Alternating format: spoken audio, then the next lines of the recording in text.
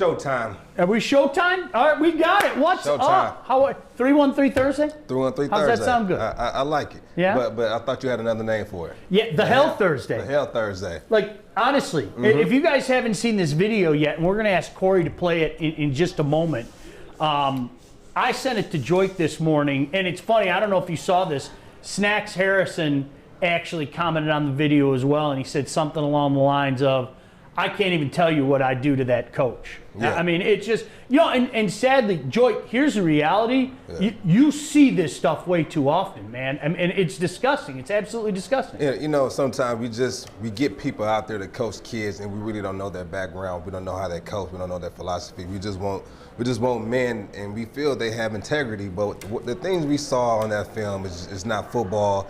I even retweeted it out. I'd love to have a charity boxing match with them. I love to do that. Oh, we used to play the clip of me sparring. Yeah. So. I've seen that. Dude, frightened me. Well, I'm not going to lie to you. It wasn't sparring. It was just hitting the bag. Yeah, sparring. It was sparring. Corey, if you got that video, did they hook you up with that video of the football coach? No, I didn't get that video yet, but we're working on it. Okay, right, yeah. Outstanding. Yeah, so you want to explain the video? Yeah, you know what? It's I guess it's, what is it, the Savannah Gators? I think that was the name of the team. And it looks like, what would you say, about 8, 9-year-old players? Yeah, they had to be 8 or 9. So the coach is upset, obviously, about the play. Either something happened, they made a mistake, they weren't playing hard, and he just cocks back. He calls the team to the sideline and just cocks his hands back and starts punching the kids in the helmets. Drills them. Drills them. Literally knocks them over. Yeah, like they were grown men, And I don't know how you can consider yourself a man, let alone not a coach, but even a man, and treat kids that way. That's not a representation of what football is. That's not mentoring. That's not molding these kids into young men. That's not teaching them how. And you have to look back and say, well, was he coached like that? But regardless, you don't do that to kids. You know what? I think there's a psychological issue there, period, end of story. I mean, honestly, I'm not going to sit there and ask the guy to get on my couch and analyze him because I'm not a psychologist, but you feel the need to do something like that. You got some issues that you need to work out on your own. We'll get that video for you. Joique tweeted it out. I sent it to him. Yeah. And it's a conversation because I think, when you're talking about some of the words that you threw out there, Joique, mentoring, leaders, et cetera, et cetera. Look, every guy responds to different things, right? Yeah, definitely. And one thing, they're kids, so they're still learning, right? They're learning. And there's no such thing as a bad student, only bad teachers, right? That coach is definitely a bad teacher. And when kids come to my football camps that I've had for years, and they might not be the best, but that's fine. At least they're coming out there enjoying themselves, and so they can keep coming out, and we can keep teaching them, and then they'll get better over time. But what I saw in that film was disgusting. It's absolutely disgusting. And, so many times, too, and I don't know, a lot of times it's the father of said player, and they justify it by saying, whoa, that's my kid. Well, you know what? You're a sick bastard is what you are. You feel the need to do something like that. I don't care if it's your kid or somebody else's kid. It means nothing. You're a sick bastard. By the way, make sure that you participate. Facebook Live. Derek says good morning. Charlie says hi, friends. Hello, friend. Jenna says happy Thursday. Happy Thursday to you as well. Always love to chime in with you guys. And that, Joique, you and I were talking about that before the show started. We need to have them on Fridays and call it Fuckboy Fridays. Yes. Yeah, I'm down. I'm down. And sorry, Mom. Having the interaction with people, you guys participate in the show and being a part of it, that's half the deal as opposed to he and I just sitting here talking to each other. Joique, listen, a lot of times you've seen coaches get in the grill of a player. I mean, you're never obviously going to try something like that at the college level or the NFL level. No, definitely not the NFL level. How are you with guys getting in your grill? Because we talked about this the other day. You got some different coaches. Yeah. Coach Caldwell was never going to get in your grill like that, right? No, never. But maybe Jim Schwartz would get in your grill like that. He seemed like the fiery type, not hitting guys obviously, but did he snap, or did you have any coaches that were the snappers, so to speak? No, not really. Yeah? No, I never. You have coaches yell at you. Yeah. But they would never, disrespect you as a man. They'll cuss, but players can take that, but you're not gonna call a man out his name. You're not gonna do that. You're not gonna disrespect him. But I mean, in the NFL, it's more so either you get the job done or we move on. So you can make a mistake once, but you can't make the same mistake twice. So that was Caldwell's kind of mindset.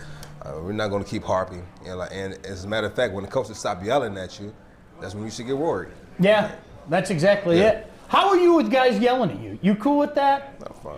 Yeah? They don't really yell at me. Yell at other guys, right? Yeah, I mean, they don't really yell at me. No. They we'll have a conversation, but it's never. I mean, because I was a pro, so I handled my business, so it was no need. It was like a coach yelling at, a coach yelling at Marshawn Lynch. Like Marshawn's going to go out there, he's going to work every day. He's not going to slack off. And I remember I played with Marshawn. He always told me that regardless of whatever you do, just work hard. So if you ever end up going to a different team, they can never say he's not a hard worker. And that's all coaches really want. Bust your butt, work hard. And if you make a mistake going 100 miles per hour, and they know you're giving it your all, and it's a simple mistake, it's National Football League. You're going to make mistakes, but at the same time, you can't make the same mistakes twice. I'm not going to put you in the position because you never played for him, but you heard all the things about Coach Patricia. And you never played for him, so I know you can't speak to that. I've only heard things. Is that the type of stuff, based on what you heard, is that the type of stuff that's going to have guys go, whoa, wait a second? Because it didn't go over well with a bunch of guys here, especially the guys that left were really outspoken about it. Is that the type of stuff that you're talking about? There's a difference between getting in my grill and maybe that disrespectful stuff? Yeah. So I heard a interview from Grunk. Yeah. And basically when he was in New England, he said that him and Tom Brady had no leeway. There was no favoritism. They got the same treatment as everyone else, which is fine, but in the NFL, it doesn't work like that all the time. And I found that out my rookie year where, that player gets a little bit more treatment, a little bit more attention. They're a little bit more tentative towards that one player. But there, it wasn't like that. And I guess that was the same culture, mentality they were trying to bring to the Lions. And I would hear stories about he would call the team mentally weak or some players mentally weak.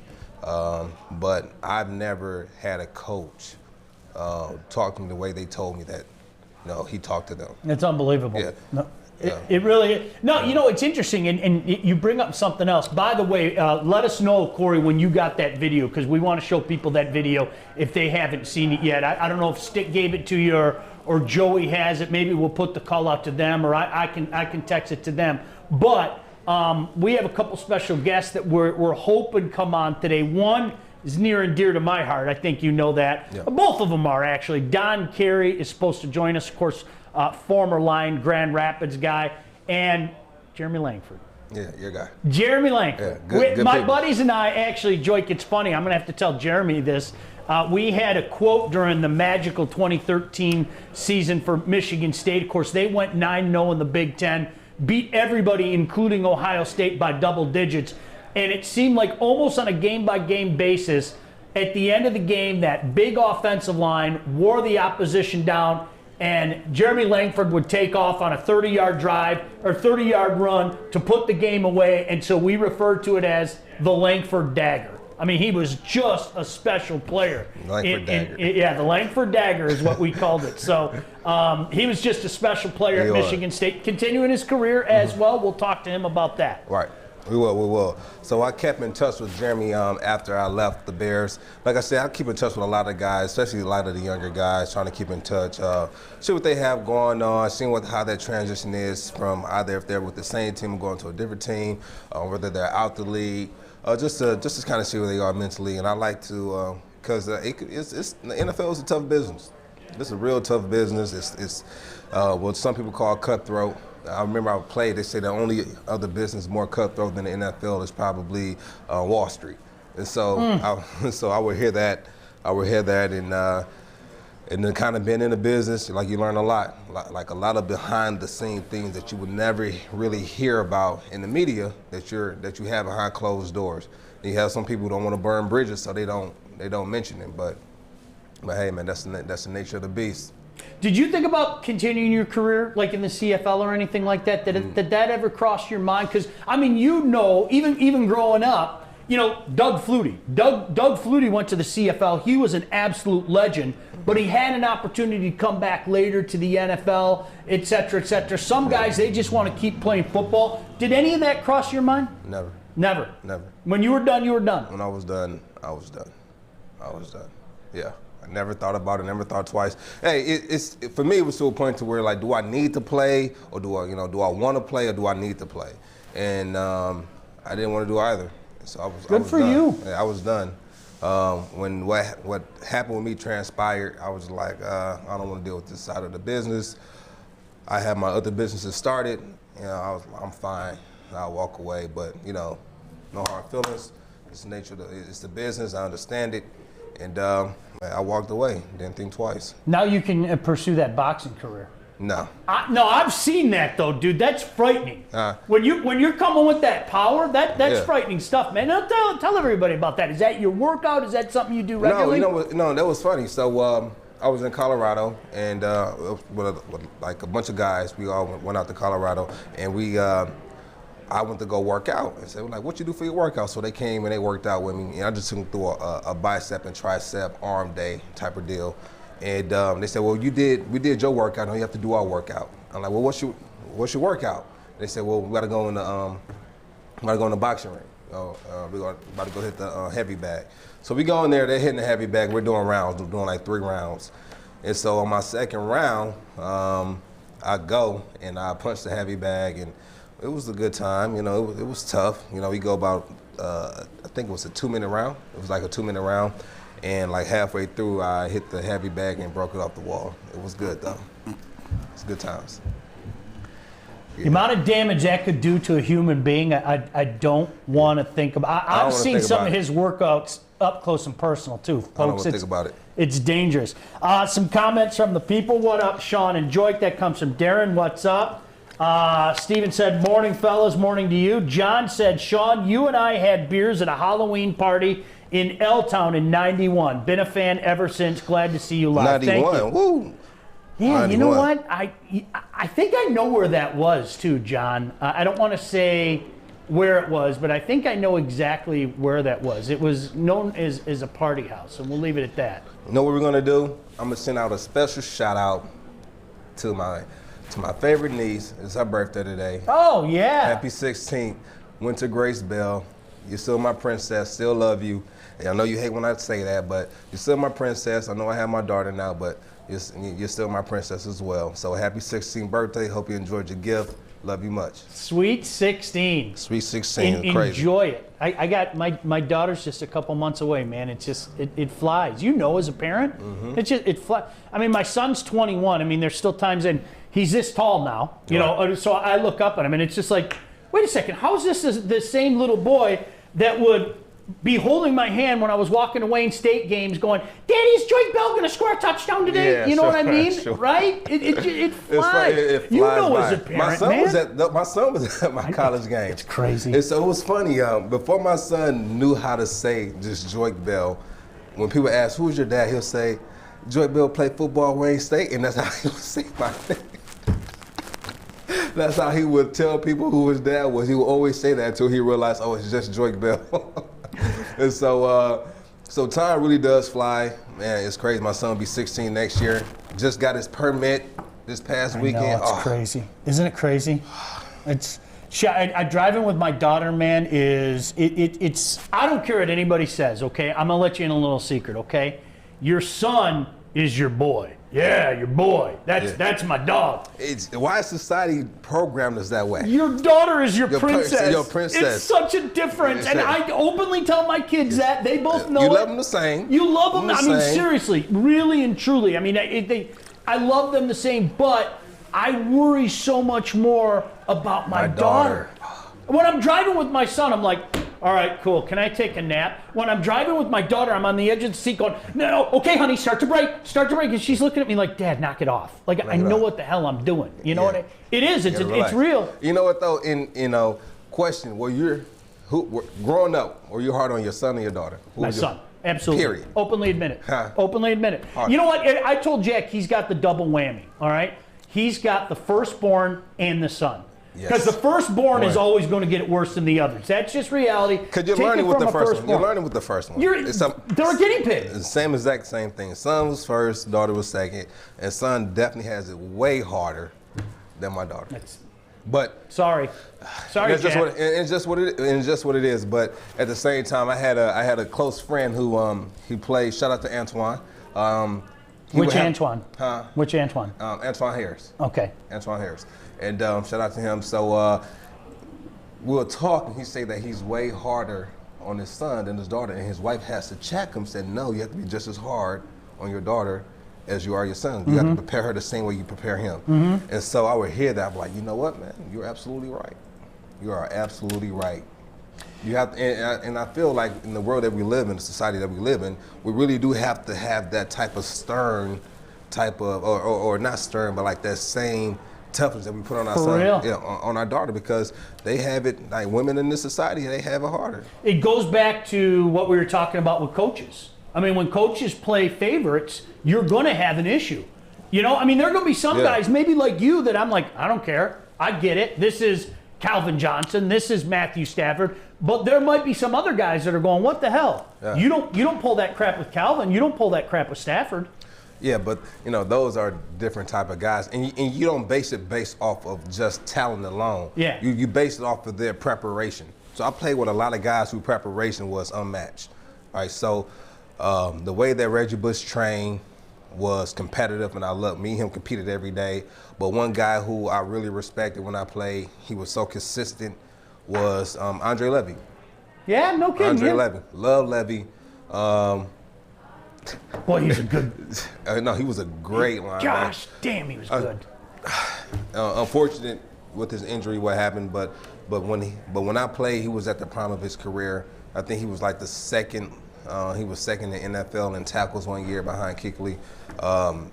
He was, and he's going to get mad at me for saying this, not Dre, but Stephen Tulloch. If I say Dre is the best linebacker I ever played with, but Stephen Tulloch was another good player. Sure. But the preparation I would see Dre in there, I'll be in there early in the morning, probably on the elliptical doing something, and I would see Dre at the bottom already in the weight room doing his pre-practice his pre-practice routines or whatever, you know, whether it might be rolling out, doing mobility movements, and it was just every single day I would see him, and he'll see me, and he'll come say like you grinding. He like, make sure you keep that same mentality and that same work ethic as you go through your career. And we'll always have good conversation. I had a lot of respect for Levy. Yeah, that's half the battle. I want to show this video to you in just a moment. Jeff, it's almost like you crawled into my brain. Jeff has a question about 9 that he wants me to ask you, and I was going to ask you this anyway. But Corey, with a K, make sure you follow him, Corey E. Woods on Twitter. Corey with a K, you got that video to show everybody at home? All right, this is a video that we were talking about. Now. Yeah, this is a video that we were talking about. Right. Folks, it's disgusting. Take a look for yourself.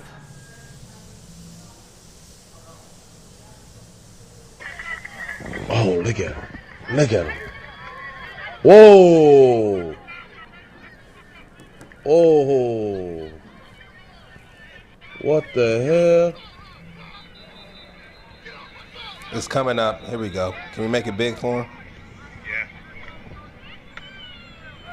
Wow. Just disgusting, man. And then you can't hear the audio, but he's telling you. I don't know if he's telling fans or he's telling the players or the parents to get the F off the sideline. What the hell? But the kids are 9 years old. 9 years old. 9 years old. 9 years old. You sick, disgusting human being. Man, he got to see me. I don't know how there's no parents right out there on the field. Like, he would have had to see me. That's right. Honestly, if I'm in the crowd, I would be that parent. There's no talking. Right. There's no what the hell are you doing? I mean, you're just over the fence. You over it. It's just absolutely disgusting, man. It really is. Lynn said, kids driving ages, all many years. I have 2 girls, 17 and 16, both driving, and OMG, my nerves. My sister just sent me a picture of her car that my nephew, who was in college, a freshman in college, crashed her car. Just sent it to me this week. Look, and sent me a picture. Look what your nephew did to my car. Whole front bumper is off. I said, golly. My son did it 1 month in. Sorry, Jack. He's probably going to be pissed at me for telling everything. 1 month in. It was 1 month after he turned 16, and it was just one. You know what? It was one of those things where Joique, honestly, it was going back to the conversation that you and I just had. I told my brain, because I was doing a hockey game and I got the text message. And that's weird. Hold on. And that's weird that your daughter has never been in one accident, but your son been in one month in, but you still feel more comfortable with your son than your daughter. Yep. And she's not even 16 yet. We've been doing the whole permit thing. But like honestly, I was at a hockey game and I got the text, and first and foremost, I'm like, is he okay? And my wife was like, he's fine. But he ruined his fender and caused some damage on the other car and everything. And honest to God, Joique, I kid you not, I was like, don't go home and lay into him. That's the last thing he's going to want to hear. He feels like crap as it is. Don't use him as the guinea pig. Don't. And I did. I came home and I was like, are you okay? And he was like, I'm so sorry, Dad. And I was like, it happens. It happens to all of us. Learn from this. And it's funny because he still talks about that. He goes, I honestly thought you were going to come home and rain hell on me. Yeah. And I said, I told myself not to that day. So I had my fair scare of when I was a kid. So I remember I got in my dad's car. I was a little kid. I put it in neutral and it rolled back into a ditch. And my mom said, we got to get this out of here for your daddy. So another time, my great grandmother took us to the car wash. And she got out the car to go pay for the car wash. And she looked through, you know how the car wash, you can have windows inside, you can see the cars going through? Yeah. She went in to go pay, and next thing she knows, she just saw the car rolling through. I was driving it through the car wash. I had to be on a 7 or 8. Oh, that's beautiful. That's absolutely beautiful. My dad told me it was his fault because when I was a kid, he would put me on his lap and drive me through, like let me pretend like I was driving. So I was like just driving, Isn't that funny? That's the kind of stuff your kids always wanted to do. Like that, whenever I went to the car wash, that was Dad, can I go to the car wash with you? For whatever reason, they thought going through that car wash was like the coolest thing on earth. And I was like, you guys are so simple. It doesn't take much to entertain you. No, it doesn't. It's just like giving a kid a present wrapped up, a banana wrapped up in, I guess, in wrapping paper, and they just rip it off. Oh, I got a banana. Yeah. So happy. Some of the comments off of Facebook. Jeremy said that video is terrible. I have 3 boys. All are involved in athletics. I'm either whooping your ass or you're whooping mine if I see that. Chrissy said, hi, boys. Hi, Chrissy. Make sure you check out Chrissy and Stick and Joey in the morning. Always fun in the morning. Steven said 100% unacceptable behavior by a coach. Tony said, wow, that just pissed me off. Tony, that was my exact same feeling. When I saw that, I immediately texted my boy here because it was just like, it pissed me off. And I was like, all right, I got to show you this. Yeah, what city was that in? Savannah. Savannah. Yeah, I guess Savannah Gators, I think was the name of the team. Gators. Savannah Gators. Right. Just disgusting. All right, Jeff had a question, and this is funny. I wanted to talk to you about this. What I have found out in the last 10 years is Matthew Stafford's reputation in this town and Matthew Stafford's reputation nationally are 2 different things. For whatever reason, there is a segment of society here, we all know it, you know it when you were playing and after, that want to dog the guy. I don't get it. I really, truly don't. I'm not trying to be an apologist. I don't get it. I've said it once. I've said it 100 times. I think he's a darn good quarterback. Is he great? No, I don't use the word great. I think he's a darn good quarterback. But Jeff wanted me to ask you, and this is what I wanted to talk about. Rice? No, another Jeff on here. Jeff Leday, I think was his name. What did you think about playing with Stafford, and can the Lions win with Stafford? We did win with Stafford. We just didn't go all the way with Stafford. It's tough, man. I love playing with Stafford. I love what he brought to the team. I love what he brought to the table. His arm talent is probably one of the top still in the NFL. It's incredible. His arm talent is crazy. the things I would see him do in practice versus the game, his toughness, the type of confidence he can bring to your team. I love playing with Stafford. Like I'll tell anybody that Stafford is by far the toughest quarterback I've ever played with, period. And his leadership skills are unmatched. He's not a big talker. He's not gonna run down the field and cuss you out like a Peyton Manning. You drop a pass, he's gonna give you the look, and you're gonna know. You're gonna know. And he does all his talking with his arm and with his playmaking ability. That's what he does. That's what people don't understand, and you saw it up close and personal. I used to say this. If you listen to the old radio show that I did with Tom Kowalski, the killer, rest in peace. We always used to tell people, Joique, I wish you could go out to camp to see some of the throws this guy makes. Now, that's nothing special for you. You see it day in, day out for years. But to the average fan at home, I don't think they understand how special that guy's gun is. I mean, he's got a gun. I've seen Stafford roll out and just flip his hips and just flip his arm and hit Calvin in stride 73 yards down the field in practice. I've seen it, and it's like, how can you just flip and just flick your wrist and throw it 73 yards in the air? And it's one thing that set me wrong with Stafford, though. It's one thing. All right. We're down on goal line, and it's a run play, but they have like a what we call it. They have like it's two plays, right? Okay. So you can choose one, or it might be a run play. But if they're in single coverage with Calvin out there, he can give him a little signal, just drop back and throw it. And it's Calvin Johnson. So if it's one-on-one, you gotta throw it. But I remember one game I should have had like 3 or 4 touches, and three of those 4, he threw to Calvin for a touchdown. So I wasn't mad because we did score, and I was able to get one. But I think it was the 49ers one year. I said I could have had 3 touchdowns. We sit down and film the next day, and we watch the game, and I'm like, damn, I could have had it. It was no one there. I had it.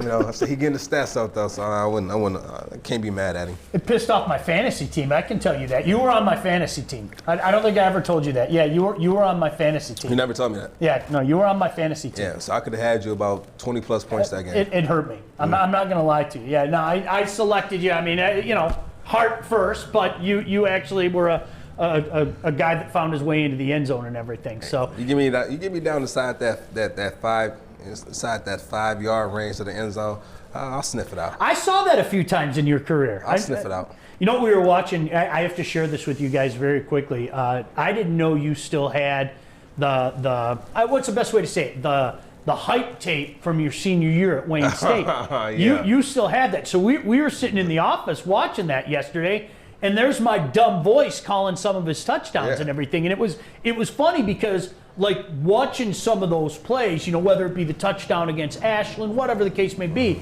it was like going in a time machine going, dude, I remember that. Yeah. You know what I mean? But you saved that stuff, huh? Yeah, it's on my Instagram. So it was on YouTube. So we made the highlight video. We put it on YouTube back in like 2009 when as soon as I finished, we made that video. Me and who was that? Jeff Reardon. Yeah, Coach Reardon. Coach Reardon. We sat down. I think he left Wayne State and ended up coming back. Yep. And so me and him, we still have a good relationship. Me and all those guys over at Wayne State, man. I love him. I'm green and gold till I die. Love Wayne State. Gave me my first opportunity. I was able to come here, and everyone says that Wayne State put me on the map, but honestly, Wayne State put me on the map. It gave me the platform to showcase my talent. I love to hear you say that. Yeah. Oh. That's a great quote, dude. Yeah. Oh. No, that made that just warmed my heart. Everybody says you put Wayne State on the map, but you're saying no, they put me on the map. Yeah, they put me on the map. That's awesome. So it was a good time, and I made the most of my opportunities there, and it kind of paved my way to the next level. So good stuff. Yeah, good times. Now you know what? I want to ask some of you guys as well about number 9, because I'll tell you what, the guys that he played with, like this guy, nothing but respect, nothing but love, right? Yeah.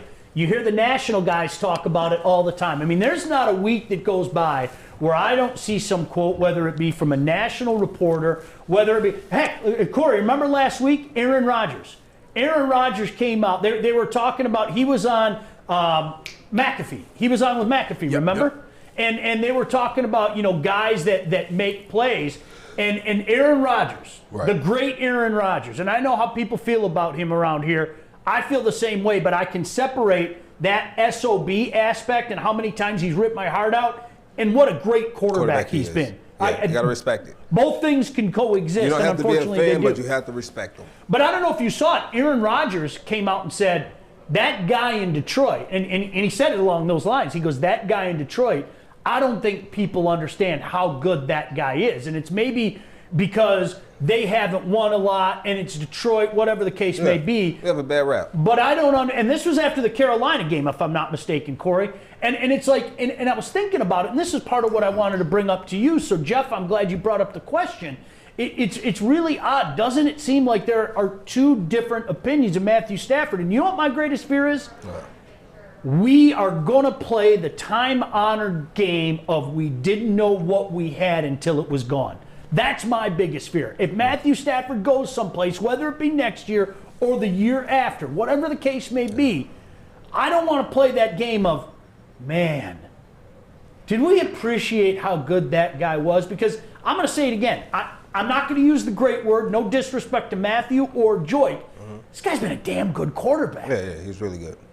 Yeah, Yes. It's interesting. I'd love to see some thoughts from you guys. If you got a take on this, definitely you can chime in on Facebook Live. But to me, this is the type of guy that if he had a little bit more help here, a little bit help more there. Joique, we talk about it. It's come up a couple times this week. I think there's a perfect time to bring it up again. That 2014 team, it had all the ingredients. You take a little bit of that 2016 team and a little bit of that 2014 team. Yeah. Who knows what the hell you guys would have done? Football is all about what? It's all about timing. Mm-hmm. Timing with when you get drafted, timing when you come out from college, timing from where you get your contract year, when you play well. It's all about timing, and things just didn't time up. We tried to replicate or do what we had to do in order to be a winning team in 2014, which we won, but I felt like we could have played better. Sure. I feel like we could have played better. I feel we could have went farther in the playoff. I think that game against the Cowboys shouldn't have been that close. We just got to learn how to put our feet on people's necks when it's time, or our foot on people's necks when it's time to hit that next gear. And I don't think we've done that. I think the one game I can say we put our foot on somebody's necks is that Thanksgiving game against Green Bay, and we put our foot on their necks. Yeah. And that's probably one of the games that stand out to me the most. And we need that mentality more. Yeah, we just need it more. Yeah, no doubt about that. This comes from Tony. I love 9. I hope he's there for many, many more years. I really hope they don't start over. I'm getting too old for that shit. I'm with you there, man. The whole idea about rebuilding is just, it's sitting in the pit of my stomach. And look, there might be a question soon. This might be a situation where they're perhaps looking at a quarterback of the future. I don't want to speak for Matthew. Maybe he's in a position where it's time for me to go do this someplace else, and if we can do something that makes sense. And that's what I'm talking about. I mean, well, who's the next guy? Because Joique, at no point in time in the history of the National Football League has a quarterback been as important to the team as it is now. I think it's always been this important to a team. I think it's always been this important. It's very rare you'll find a team without a star quarterback that's going all the way to a Super Bowl. Now it's happened. It has. It's happened, but it's very few rare. and far between. Yeah. When was the last time? When was the last time a team went to the Super Bowl without having a star quarterback? You got to think about it. They're always playing at a high level, or they're playing really well. It'll be sad to see him leave, but I'll be happy to see him stay. But at this point, Stab 9, do what's best for your family, do what's best for Kelly, your girls. If you leave, we'll hate to see you go. If you stay, we'll love to have you. But it's gonna be interesting to see what happens. Yeah, it is, no doubt about it. So there you go. A guy that played with 9 can tell you how stinking good he is. He's got your back there. Kenny said he's been the best quarterback we've ever had, but he's had a carousel of offensive coordinators and head coaches his entire career.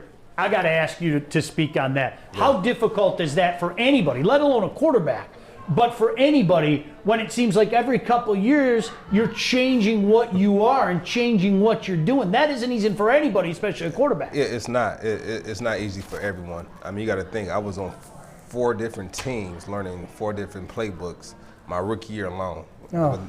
And so you learn little tricks of the trade when you're trying to learn a playbook. And trying to learn an offensive coordinator, the way he thinks, the way he wants to run this offense, his philosophy. And at the same time, a good coach builds his offense or defense around their players and put them in the best situation to be successful. So I think that plays a major factor in it. But at the same time, we have plenty of time to learn the playbook. We have plenty of time to be around the guys, to get our timing right before the season even starts. So it plays a big factor, but that's this game. That's the game we play. And you know what? It's part of the price of doing business in the National Football League as well. I know former Lion Mark Spindler, shout out to Spin Dog, Spin always used to say, to whom much is given, much is expected, right? Yeah. And it's funny, Joique, because somebody was saying just on Facebook Live, I want to make sure that I get the right quote out there, but somebody made the point of saying that this guy gets blamed for so much. I'm paraphrasing. You know, there are other parts of the team and everything. It's kind of the price of doing business. And I'm not saying it's right, but I think Matthew Stafford has been blamed for some of the Lions' woes. In particular, because he's the quarterback, it's almost like people are pointing the finger at him for maybe ineptitude at other places. Yeah, I mean, that's, you know what, but when you look at leadership, like when you look at a team, usually the quarterback sits at the very top of that team. Sure. Right under the head coach. So the head coach is going to take the blame, and then the quarterback is right under him. And so any good leader he's going to take the blame. He's going to take it on the chin. And he's a quiet guy. I mean, he doesn't do social media. He doesn't like the limelight. He just wants to play football, win games, and go home to his family. That's all he wants to do. And for him to have to go through all of that, sometimes, I mean, he's a quarterback, so he's going to make some mistakes. He's going to throw interceptions. Sure. He's going to get sacked. He's going to make fumbles.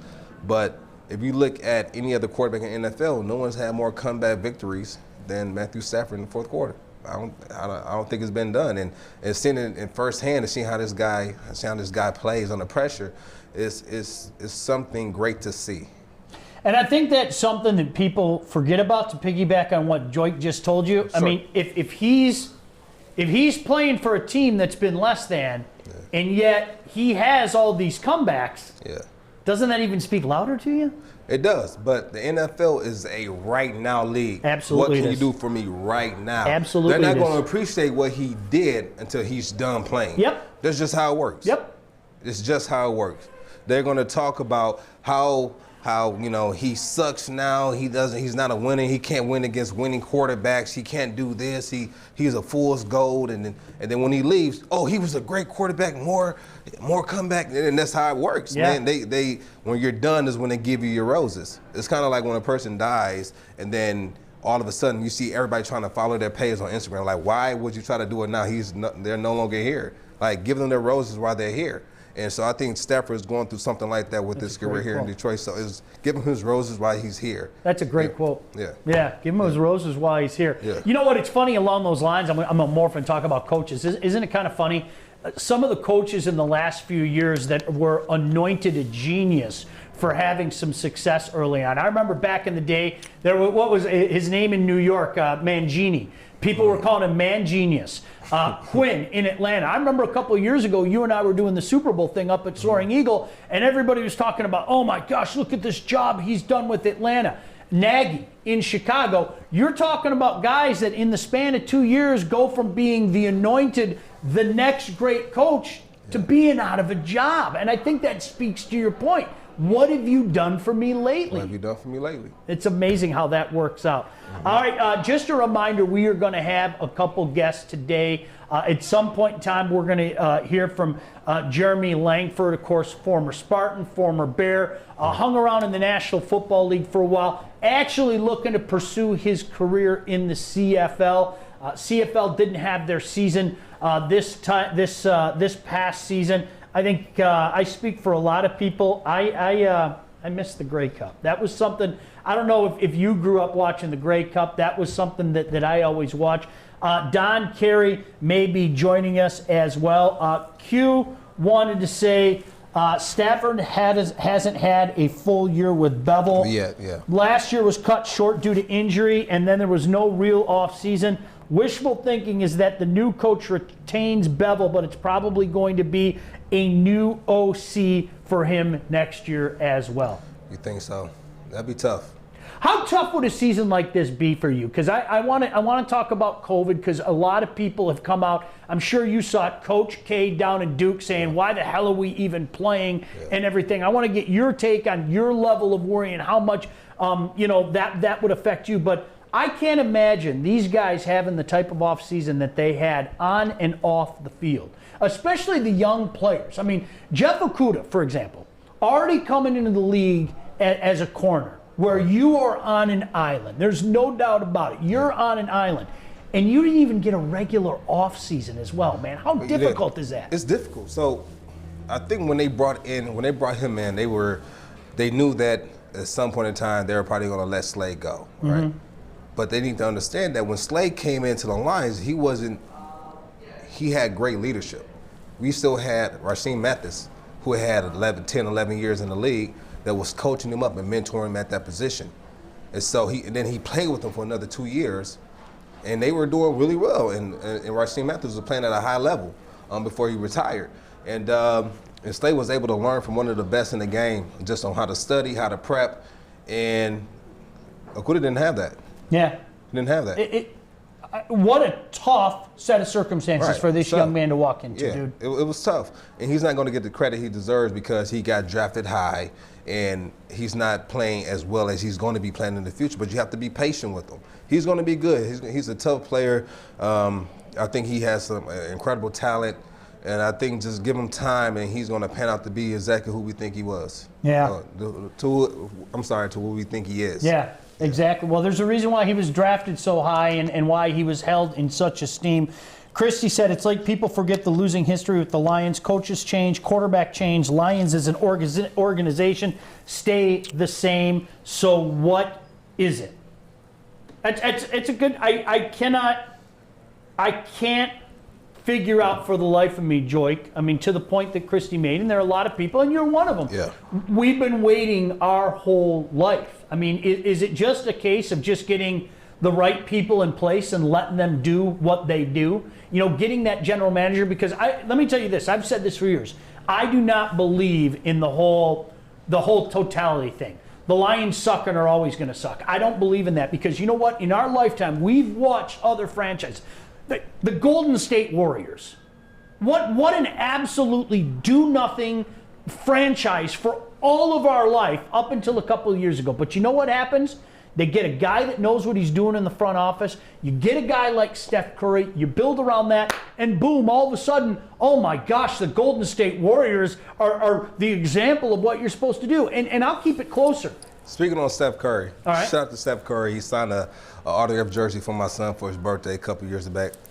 Never forget you. Way cool. It was cool. I didn't know that. Yeah. That's my son's favorite player. Okay. And ever since Golden State became the Golden State Warriors because of Steph Curry, when he helped to raise their team's network from $500 million to over $1 billion. I think his contract was well deserved. I think he needed that for what he did for that franchise. Hell yeah. If not more.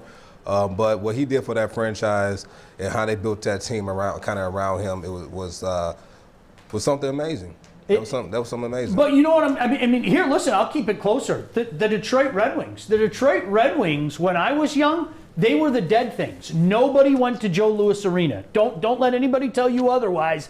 I lived it. But you know what happened? They got Jimmy DeVillano. They went out and started to make some moves. They drafted some kid named Steve Yzerman out of Peterborough in the Ontario Hockey League. And boom, all of a sudden they had an incredible era of success with multiple Stanley Cups. So when I hear people say, and Joique, I'm not a defeatist, okay? I'm an optimist, and to this day, even though I have a father and a grandfather, God rest his soul, that always told me, don't waste your time with the Lions. I've seen it my whole life and everything. I'm not buying that, man. No. One day I'm going to go like this. It's going to happen. And when it happens, the city is going to erupt. Greatest party ever.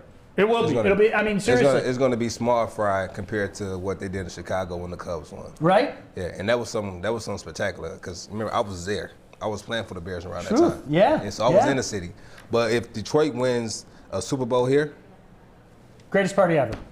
Seriously, I mean, I wouldn't miss it. You know, and it's funny you say that. I don't care. You know, I used to be one of those guys not that long ago. I was this close to leaving and taking a job out of town and everything. And then I thought, no, this is my home. This is where I'm going to be. This is where I want to be, everything.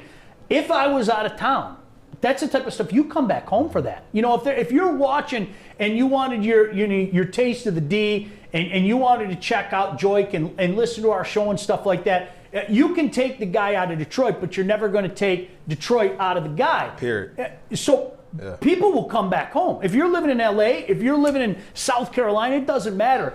That party is going to be so off the hook.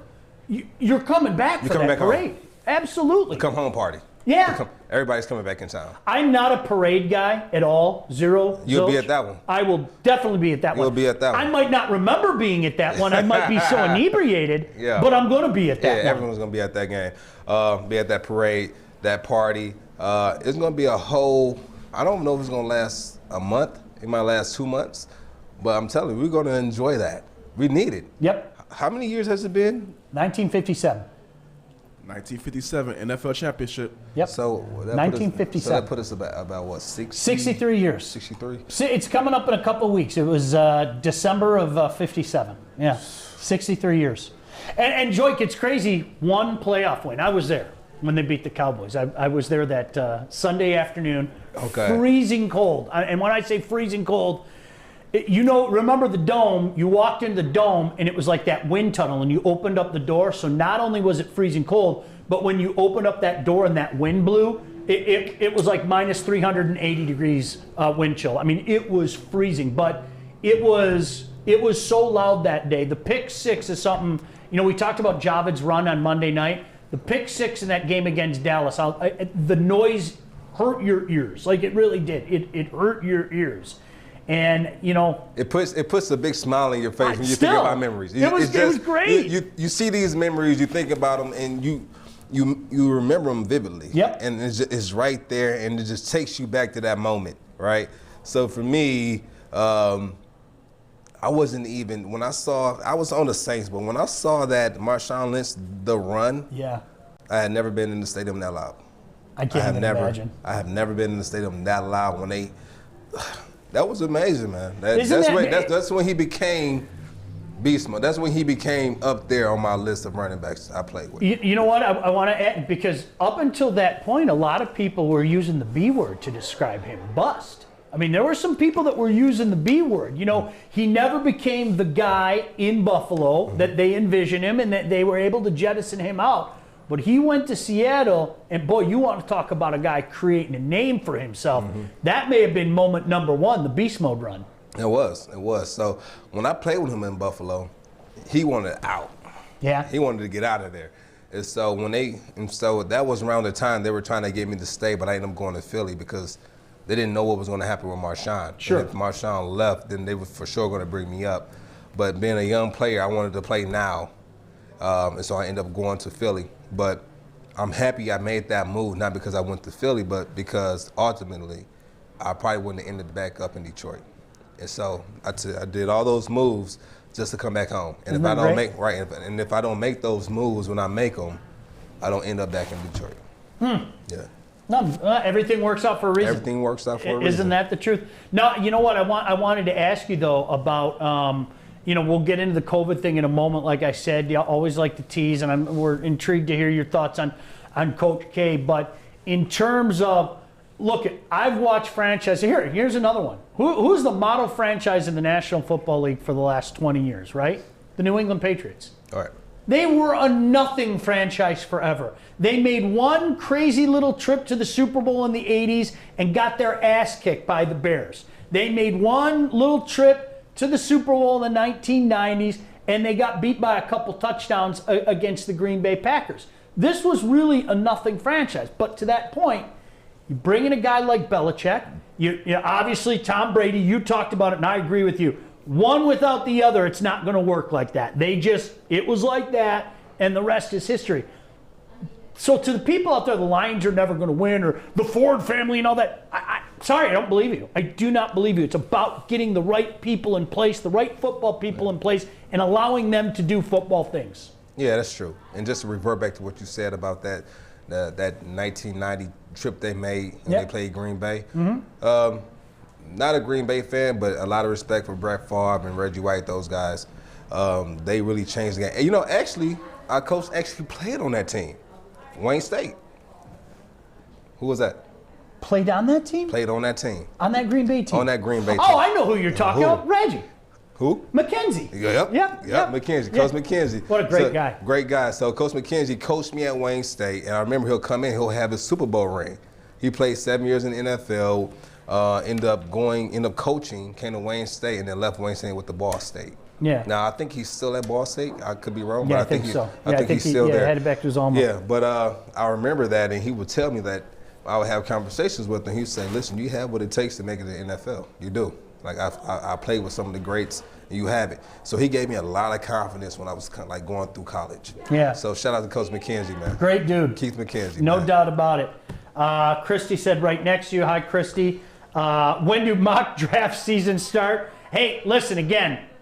Mathematically, and Corey, I think it was you that sent that out yesterday. Mathematically, they're still alive. It starts with this week against Green Bay. Good luck with that. We know how arduous that has been, but mathematically, they are still alive. Darren asked a question, and I want to get your take on Coach K, so keep that, floating around the hopper. But since the playoff win against Dallas, I think it was January 5th, 1992, what has been the Lions' most defining moment since then? Barry 2000? Barry 2000? Probably so. Maybe your team in 14, the loss to the Cowboys, only because you guys were jobbed? Yeah, I mean, we can magnify that, but we had other mistakes in that game. Yeah, oh, absolutely. We had other mistakes in that game. Yeah, it was funny. While everybody, I could show you the tweet, actually, while everybody was blaming the referees for that game, I think the self-inflicted wounds that you guys made to yourself that game, the punt was, what was it, an 11-yard punt? I mean, you're talking about a great punter as well. No diss to Sam, but he picked a bad time to have a crap-ass punt. But I'm with you. The self-inflicted wounds sucked that day. It did, man. And it's just games like that, you can't make those mistakes. I've made mistakes like that in the game where we might have a missed handoff and the ball is fumbled while we're in Green Bay and we're trying to watch it on film. We don't know what happened.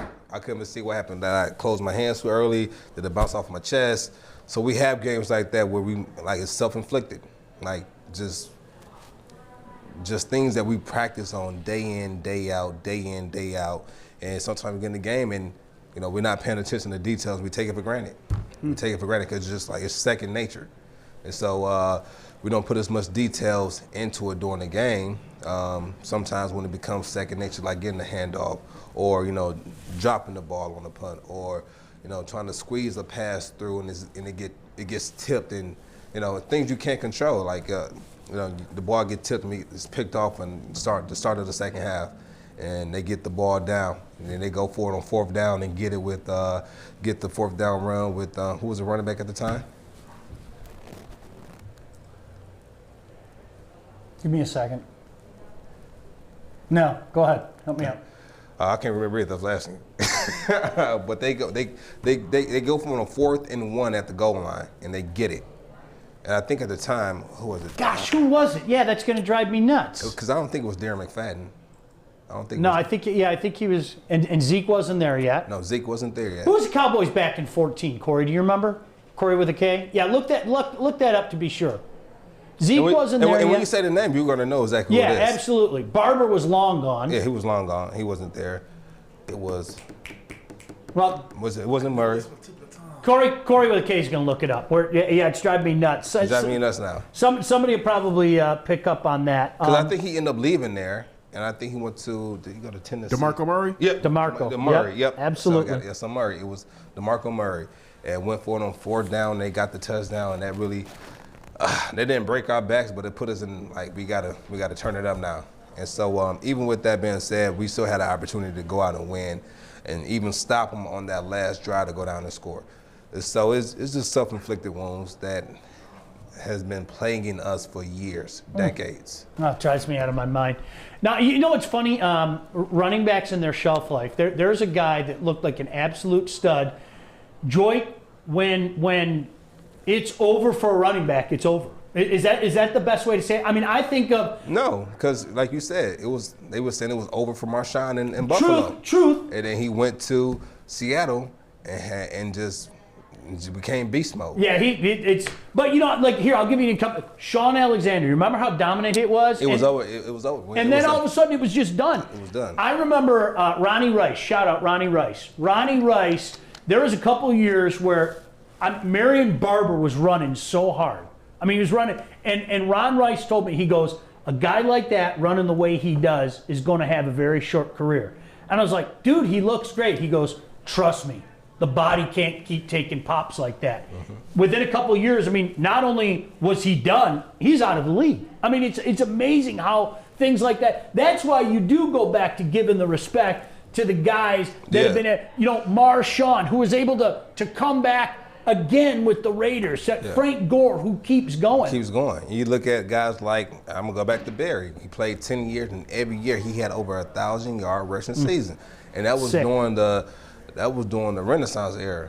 I mean, that was back in the day where everything went, punches in the face, all of that. But a lot of people don't know that Barry had more lost yards than any other running back in the history of the NFL. Yep.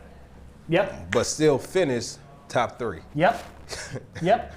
That's just how amazing he was. By the way, our viewers are awesome. We had Brandon said Murray, Darren said Murray, Dion said Murray. So thank you. Appreciate that. Yeah, I did. It was like between spans for the Cowboys, DeMarco Murray. He was a guy that looked like he was going to be one of the next great running backs. But, you know, we've had so many of those running backs in recent years that when they hit that wall, it's just done. Heck, our guest yesterday, and people showing him love. And, you know, some guys around town were tweeting out and texting out the interview that we had with Javid Best.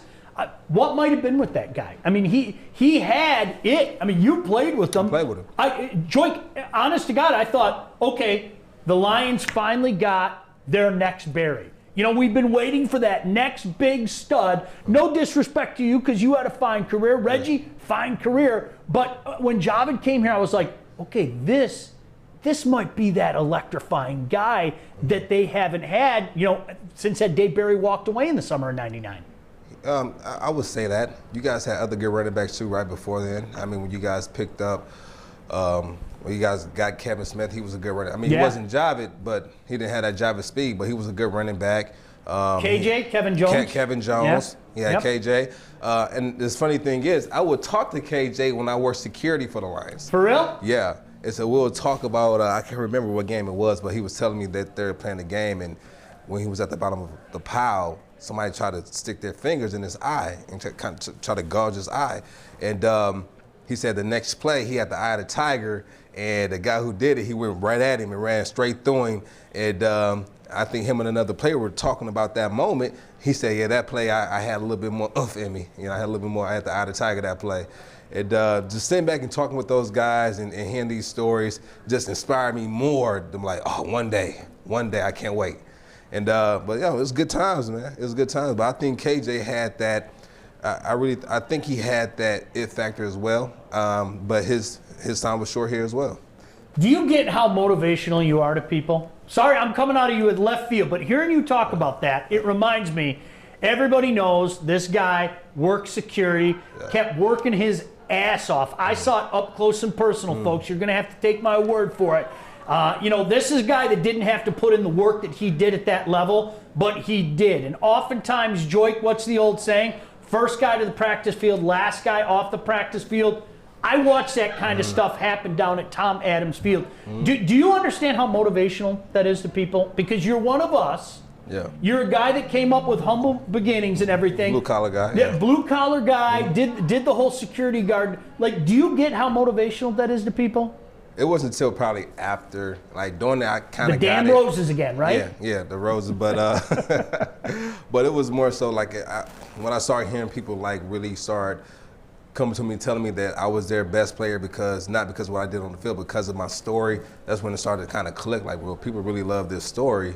But for me, it was just life, and I was just trying to make the best out of it, and it just came out to where it can be inspiring to others. But I didn't take it for granted by any means, but I didn't know the depth of the impact I had on people's lives. It is amazing. You know this from living here. This town loves blue-collar guys. They do. We make heroes, whether it be Brandon Inge. Why do you think? You know what? Because it's us. It's us. It's in our DNA, whether we want to admit it or not. That's true. Yeah.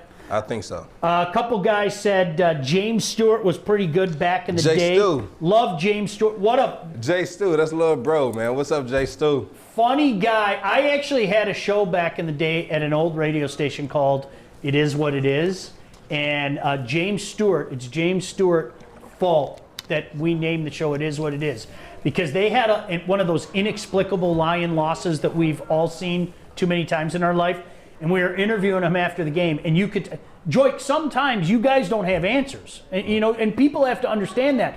And people kept asking, what happened? How'd you lose this game? And it was funny, he got like exasperated, and he goes, man, it is what it is. And I was like, I might use that for a radio show. So he actually came up to me the next training camp, and he goes, man, you're such an idiot. And it was kind of funny. He was having fun with it and everything. Right. But I told him, I go, if it wasn't for you, that was the case. You know what? And I was back on Wayne State days on James Stewart, not on the Lions James Stewart. Yeah. So we also had a James Stewart at Wayne State who played defensive back.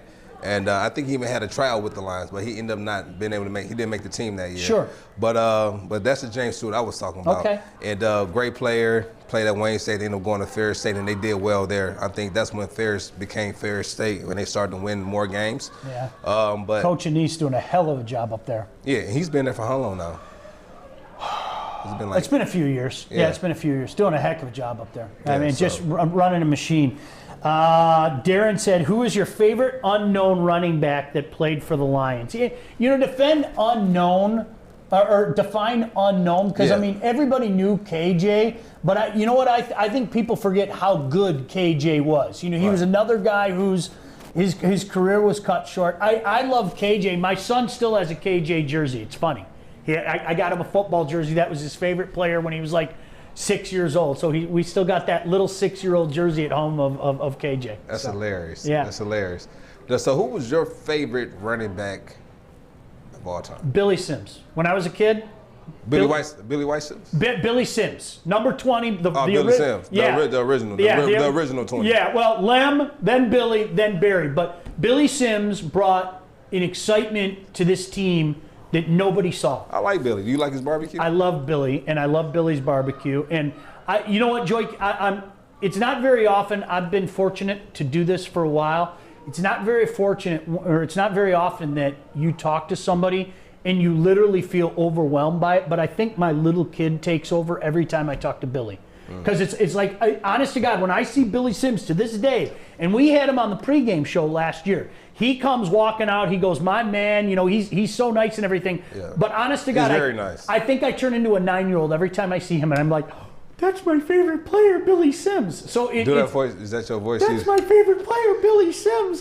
Billy, do you remember that run you had against Los Angeles? No. So honestly, You're not allowed to do that voice anymore. I'll never do that. Well, that's 9-year-old Sean. That's 9-year-old Sean. Okay. Puberty. We weren't friends yet, but no, Billy Sims, and no diss to you or Barry. That's a diss to me and Barry. But Billy, no, I'm just playing. There was nothing on the Lions to be excited about back then. Nothing. There really wasn't. At least when you came, there were other pieces. You could talk about Calvin. You could talk about when Barry was there was Herman, and I loved Herman more. Obviously Eric Kramer had the magic year in '91 after he replaced Pete Lomas. There was nothing on those Lions in the late 70s and early 80s. And then Billy Sims came here, and I remember watching him in college, and I thought he was like a superhero. And then he did the superhero things for my team. So it was like, honestly, it was Billy Sims. I love Billy Sims. And it's funny how we can go back in different generations and say who's your favorite running back. It's kind of based off who you saw growing up. Yep. It's never the new guy. It was always the guy that had the impact on you when you were the youngest. You turn into a kid. Yeah, you turn into a kid. You turn into a kid again. And so for me, that was, I mean, for a lot of guys, it was Barry. Because Walter was a little bit before, and so I never really got to see him really playing. But I watched highlights, and like, he was really a great player. But when I look at Barry, I grew up on Barry. Yeah. Like, that was like for me, like 4 to 14 when I was watching Barry play. And the things I saw him do on the football field, the reason I say he's probably one of the greatest of all time, because you could put Barry in any era of football, and his type of running would be successful in every era. Absolutely. You know, my dad always told me, my dad, when he was younger, if the apple didn't fall too far from the tree, he hated the Bears like father, like son. I don't know, have I ever mentioned to you guys how much I hate the Bears? I hate the Bears. But my dad always used to tell me when he watched Barry run, he said, there's only one guy that's been like that, and he said Gale Sayers. He said Jim Brown was great. No doubt about it. Jim Brown, if you want to make the argument that Jim Brown is the greatest of all time, you can go ahead and do that. But he would tell me Gale Sayers and Barry Sanders do what other guys can't do. And you know what, Joique, to your point, there hasn't been anything closely resembling Barry since he left. There have been great running backs. Like, I loved watching LaDainian Tomlinson play. I'm not sure that LT gets as much credit as he should. I mean, LaDainian was fantastic, and he was fantastic in college as well. But I'm not sure he gets the respect he deserves. But you can't compare anybody to Barry Sanders. No, I mean, he's been gone for 22 years. You can't do it. You can't do it. But at the same time, you look at the numbers he put up. I don't think it's been done since. There's no one who's played the same amount of years as Barry who put up the same amount of yards. It hasn't been done.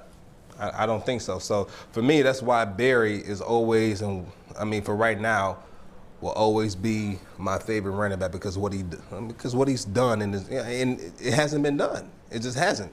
And I'm not saying it will never be done, but I don't see it happening. I don't.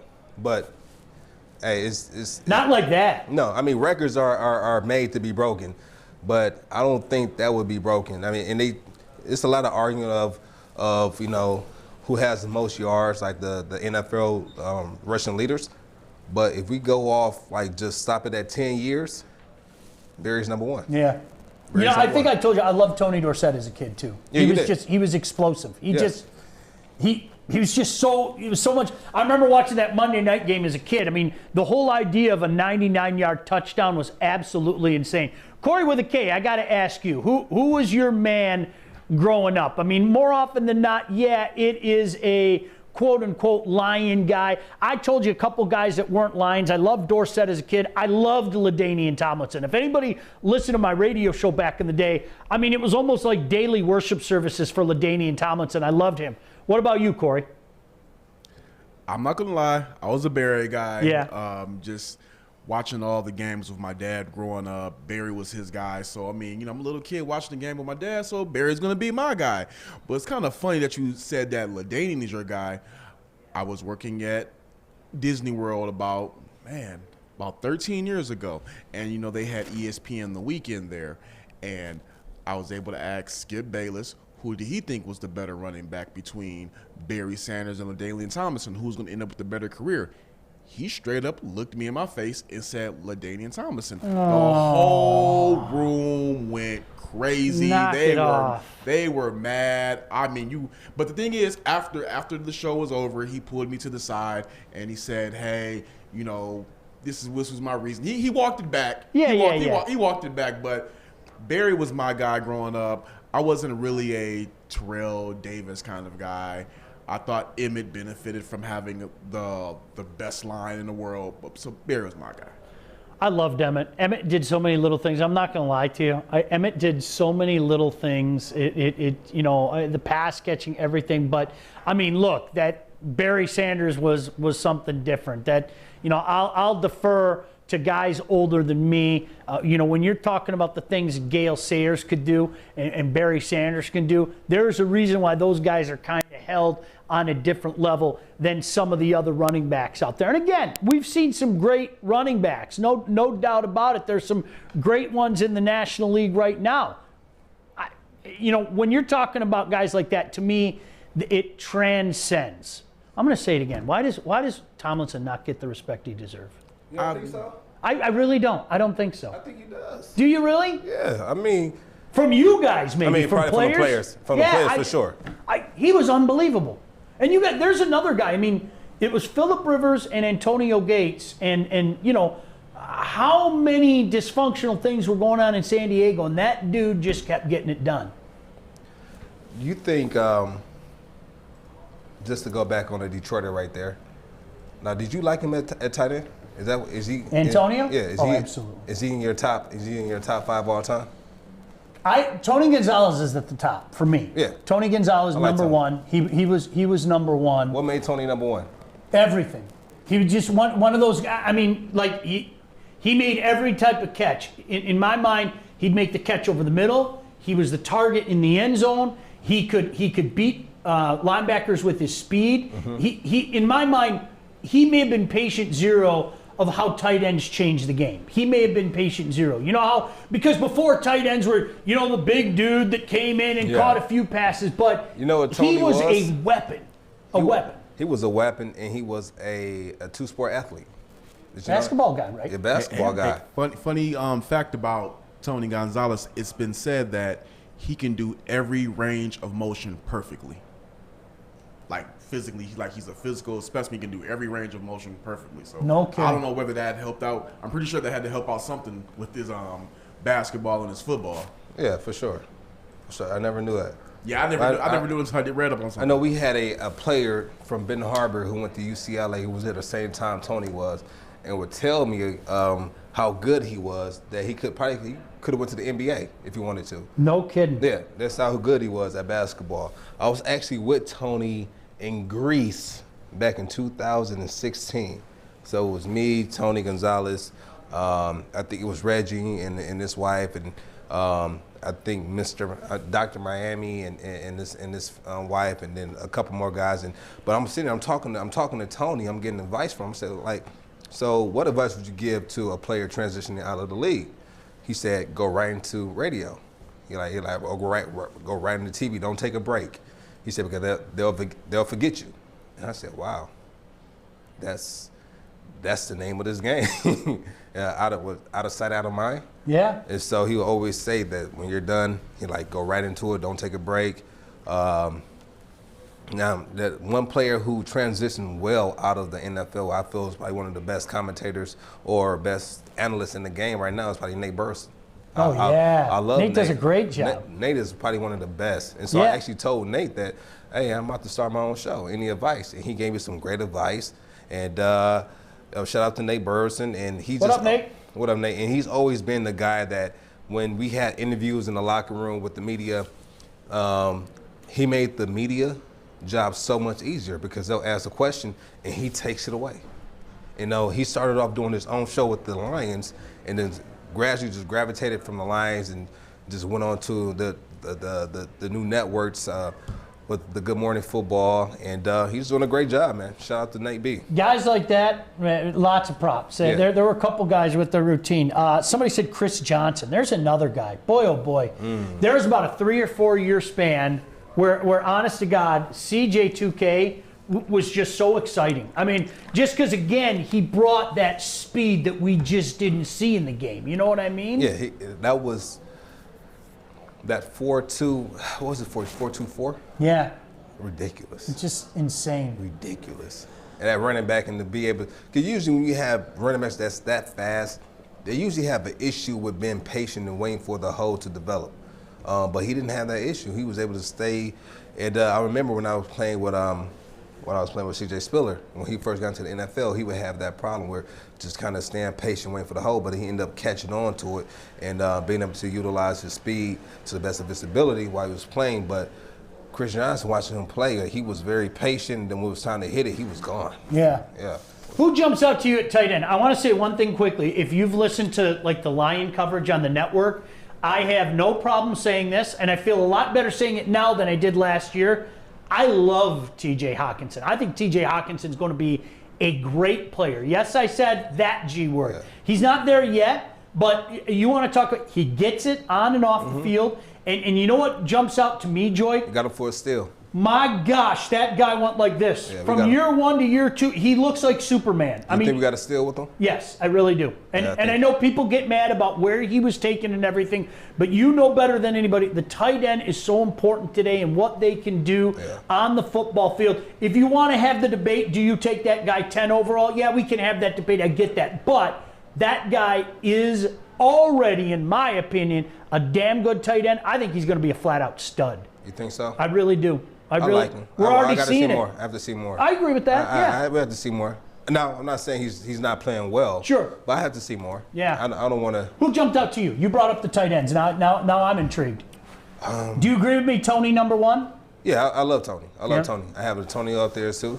I have Antonio, and he hasn't played as long as those guys, but I love Gronk, man. Yeah. He just make plays. I love Gronk. I love his toughness. Who else will I put up there?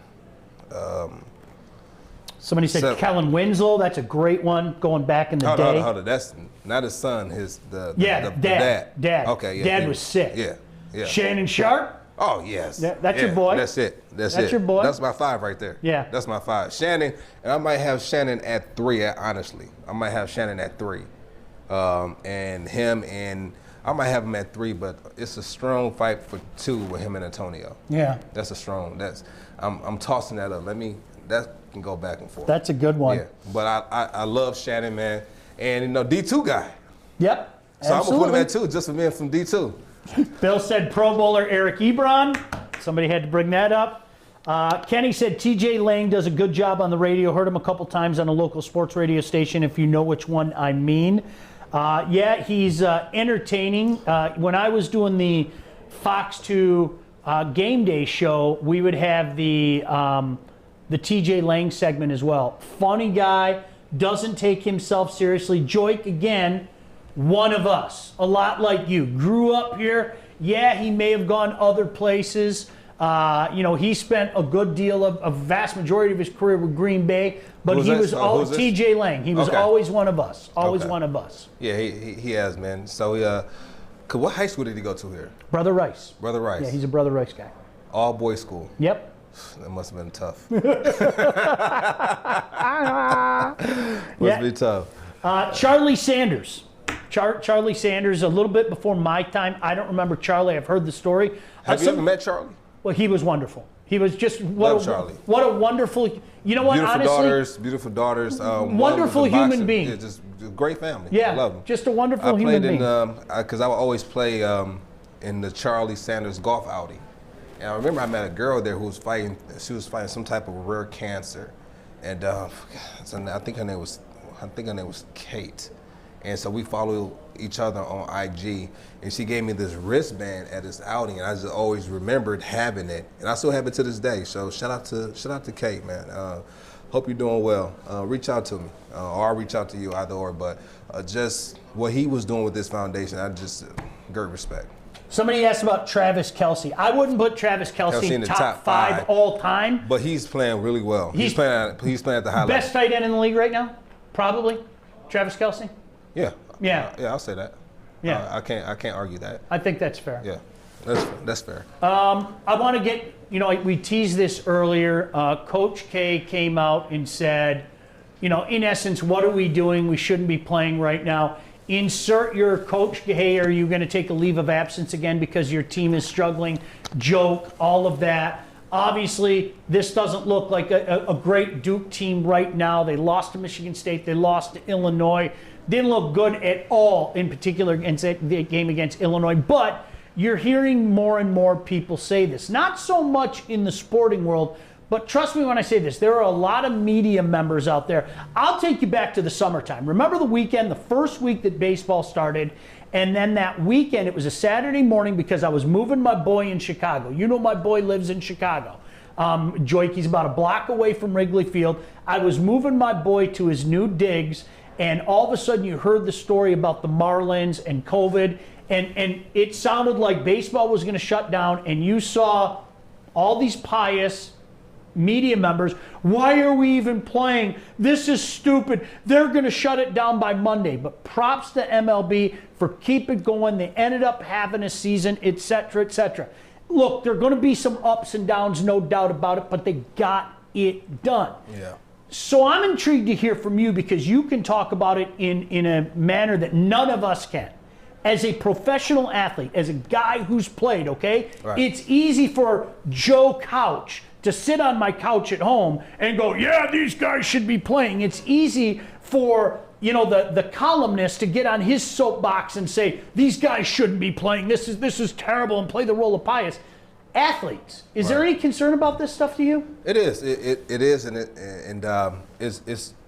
We just want to make sure we're taking the right protocol, the right steps to make sure we're protecting ourselves, because at the end of the day, we're not responsible for just us. Like, you have people who are responsible for, their parents. They might have a family at home with their wife and their children. So they have to be very cautious on how they maneuver through this pandemic. And so for the players who at the beginning were saying, well, what type of protocol is the NFL setting up in order for us to be safe and to go play games? And I mean, they'll warrant that because they have people to worry about at home. They might be taking care of their grandparents, their parents, and they may already have an illness at home that they have to make sure that they're not bringing out anything else home to help hinder their family. So it's not that we don't want to play.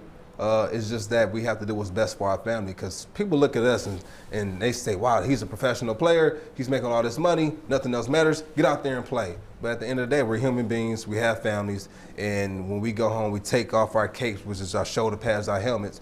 We're normal human beings. Well said. Yeah. I think sometimes people forget that, man. Yeah, they do. Well, and it's interesting, Joique, because the one thing that I have learned is how many coaches and players have their rituals. Some might say habituals, and they don't like to, have any of that broken. This is the way we've done things for years. And, I mean, almost like, Joique, I think it's safe to say almost like the military. We do things this way. This is what we're doing at 10 o'clock. This is what we're doing at 11 o'clock. You want to talk about blowing all that stuff up. This has been a season, an off season, unlike any other. We haven't had, we didn't have the practices in May. We didn't have the regular training camp. We haven't had all of those things. I can't even imagine how difficult that is on a professional player. It's very tough. It's really tough, really, on the new coaches that come in. Like a coach that comes into a team and takes over for a team where they get an extra couple weeks in April, and now you're not able to bring those people in to get your playbook out. Now you have to get more creative for how can we teach these guys when they come in, we're not behind the curve, because we're already behind the curve. So we're a new coaching staff coming in. They have to learn a new offense. They have to learn a new defense. How do we do that? Zoom calls, sending the playbook out through email, and then you have to worry about somebody hacking your I guess your device or your application and getting your playbook out to other teams, and that's a real thing. I know when I played, we used to have the paper ones initially, and then we eventually moved over to the iPads and the Surfaces. And if you lost your playbook, that was a $14,000 fine. Oh yeah, you lose that playbook, that's $14K.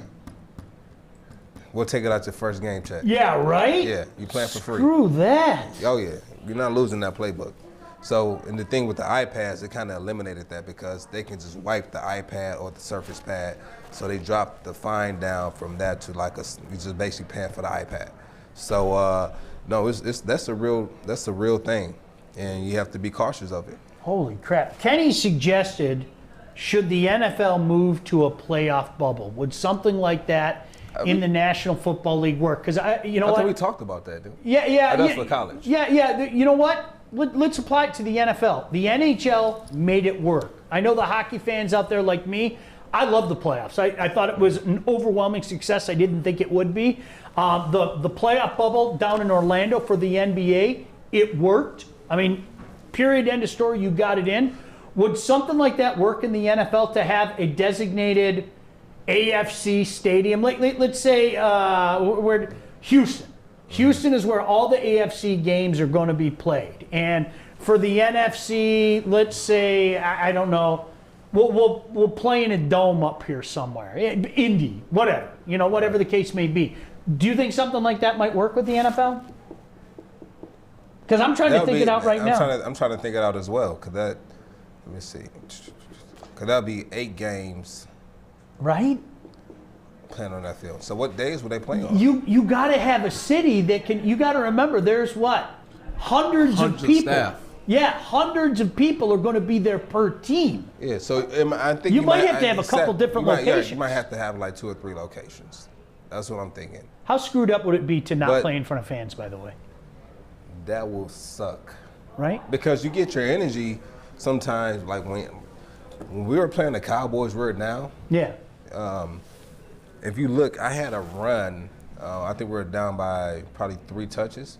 But I had a run where I kind of cut back, hit the sideline, got about 15. People went nuts. Yeah. Yeah. And I did like a little thing to the crowd, and the crowd started to cheer, and the crowd got into the game, gave the players more energy, and changed the momentum. It went down, scored, and then we started our run to come back. And it's things like that you don't have now. It's like practice. It's like an intense practice, a live practice, so to speak. So you're a guy, I hate to bounce around, but it's funny when you're having conversation, things like that are going to happen. I've talked to guys that told me they can't hear. Like they don't hear it. It's almost like there's this buzz way in the back of their head in regards to the fans. You're a guy that you're hearing it and feeling it?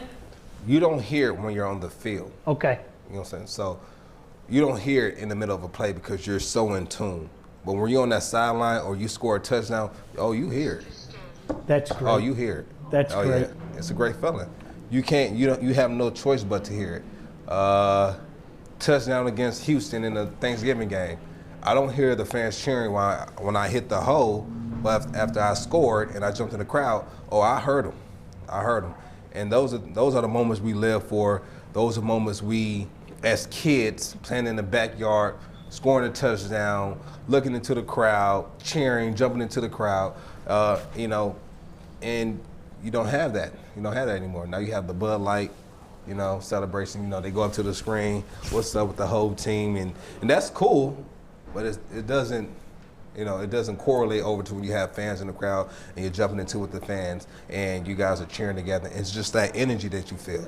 It's funny, the other night, you reminded me, and I don't know if you stayed up and watched it, or Corey, you stayed up and watched it, when Lamar Jackson scored on that electrifying Lamar Jackson touchdown run. Definitely. And you see him stop, and he was so fired up, and he was going to throw the football, and and then he goes, oh yeah. Like, it was kind of funny. He caught, because he was getting ready. This is a guy that fought his way back on the field. He's so fired up, he gets back in the end zone doing Lamar Jackson things, and he goes to throw and then it was like, oh yeah, nobody's there. And it was kind of funny how that works. It's habitual. I mean, that's part of the game day ritual, is doing things like that. And to people, you throw a football out on the field, that's like throwing a bar of gold. I mean, Joique, you handing a football up to somebody, that's not just a football, that's a bar of gold to somebody, right? Mm-hmm. It is.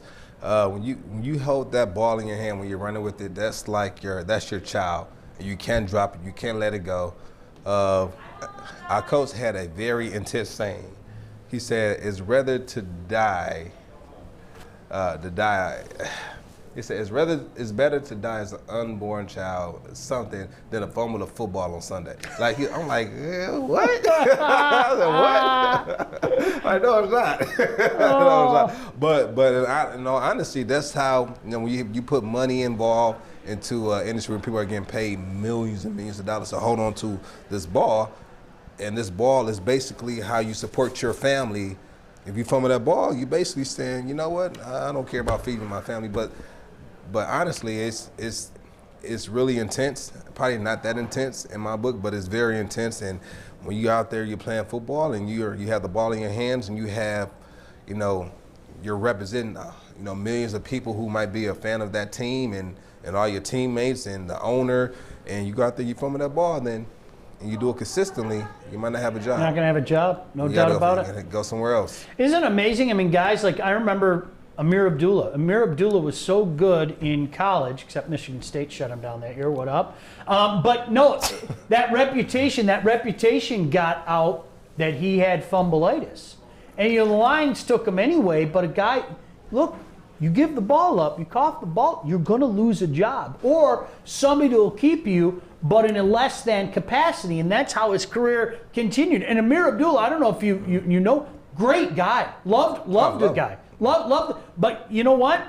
That knock just kind of carried him into the National Football League. And you're going to have a place for a guy like Amir, and he's going to be in Minnesota, but it's going to be in a less than role because guys are worried you're going to cough up the ball. Hey, you know what, man? Shout out to Amir. I love Amir. Great player, great guy. I had the privilege of playing with him for a couple years. Yeah. Under my wing for a couple years, and very intelligent young man. And I think what he's going to do, well, what he did in Detroit, he was like the replacement for Reggie, Reggie Love, and he came in and he was learning the offense. He was just a natural born playmaker, and I love playing with the kid. I did at the time, but now he's a veteran now, and he's doing great things. And I think he even has his own radio show now. So good for him. Yeah, so great guy. Great. Let me add that. Yeah. Great guy. Great. Yeah, it really is. So we still keep in touch to this day. Like I said, I keep in touch with a lot of guys that I play with because genuinely I really love the guys that I play with, and it's not just a brotherhood while we're playing. When we're done playing, I'm gonna still make sure I'll call to check on you, make sure you're doing well, and if anything in my end I can help you with, just let me know. Good stuff. Corey with a K, what's up? Bevel just ended another press conference, got a couple of quotes on him. Love it. About Kenny Galladay's injury, How's Kenny? DeAndre Swift, and also, too, we got some news about Trey Flowers being nominated for the Walter Payton Man of the Year Award. Awesome. Oh. Good. He's done a lot of community service. I don't know if people know, but his organization, the Flowers of the Future, they do a lot of great things in the city. They work with Teen Hype. I believe he does some stuff with Midnight Golf program if people are not familiar with that. So that's a really good look for him. Good human being. Another good what's human the being. Midnight Golf? What is that? Midnight Golf, I can't speak to it fluently, but it's just a program where they work with young men of color in the city. I believe any color really in the city with a lot of community service programs. I can get you some information. All right, for sure. All right, so what do you got for us, Corey? Well, in regard to... Make sure you follow him, by the way. I'm sorry to interrupt you. Corey with the K. With the K. Corey E. Woods on Twitter. This dude, he doesn't sleep. Seriously.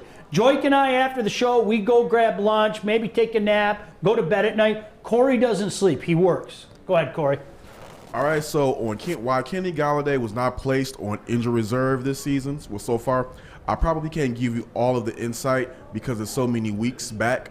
I just know where we're at right now at this point. But Kenny, like I said yesterday, Kenny's progressing. There's a lot of working on the side, and there's times we'll see him out there on the field trying to get to work, but he's doing everything that he can to get back on the field. Just as far as the time frame, he cannot give any information out just yet. And right now, he'd also just said that Swift is still day-to-day on his injuries, more so about his illness as opposed to the concussion. And lastly, the big thing was about Jeff Okudah and his shoulder and the groin. I think the groin's been one thing that's been battling. He's also had injuries from the shoulder. I think that is from the Carolina game, if I remember correctly. These are his quotes. That's the kind of thing that's subsided, but as we're doing other things, the groin has become a bigger issue, and that's what they're working on right now. Okay. So it's more so Okudah's groin injury as opposed to the shoulder injury that's keeping him sidelined. Man, brutal sport. Brutal. So you look at the interview that he did, or the things he said about Galladay and about Swift, those guys. That's like a media trick for us. So whenever with Coach Caldwell, he'll always say, when you win, say little. When you lose, say less. You know. And so for coaches, they don't like to give out timelines. No. 2 reasons. They don't want to give the opponent any wherewithal of where they are as a team. Sometimes, because I don't think they have to put out their roster until day of the game, right? So now they can have out there that they're practicing, right? That they're practicing, but they're not saying if he's going to play in the game or not. Inactives are an hour and a half before kickoff. Right. Hour and a half before kickoff. Right, and so they won't have that information until day of, and so now the team doesn't know what to prep for. Do we prep for him not being? Do we waste our time prepping for him and he's not going to play? Can we put our efforts towards something else? And now they don't know. Now you just have to put them in a position to waste their time doing either one, and 50%, this is a 50% chance that you might get lucky. Oh, he is playing, we prep for him, we should be fine. Yeah. Great stuff. No, I appreciate it, Corey. And boy, I'm worried about DeAndre. I'm not going to lie. I hope it's just me being a longtime Lion fan. And, you know, again, much like we've talked about, it's almost like with Lion fans, it's like, okay, expect the worst. I hope it's nothing serious. I pray it's nothing serious. But when you're talking about brain injuries, Joique, man, you know, we talked to a kid that had a great career ahead of him just yesterday in Javid Best, and it's not to be trifled with. It's not. That's why it's very crucial that you take care of that injury right away.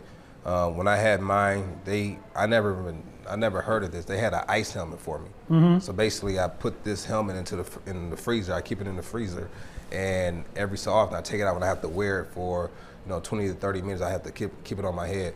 And with my big head, I had to get like an extra large helmet.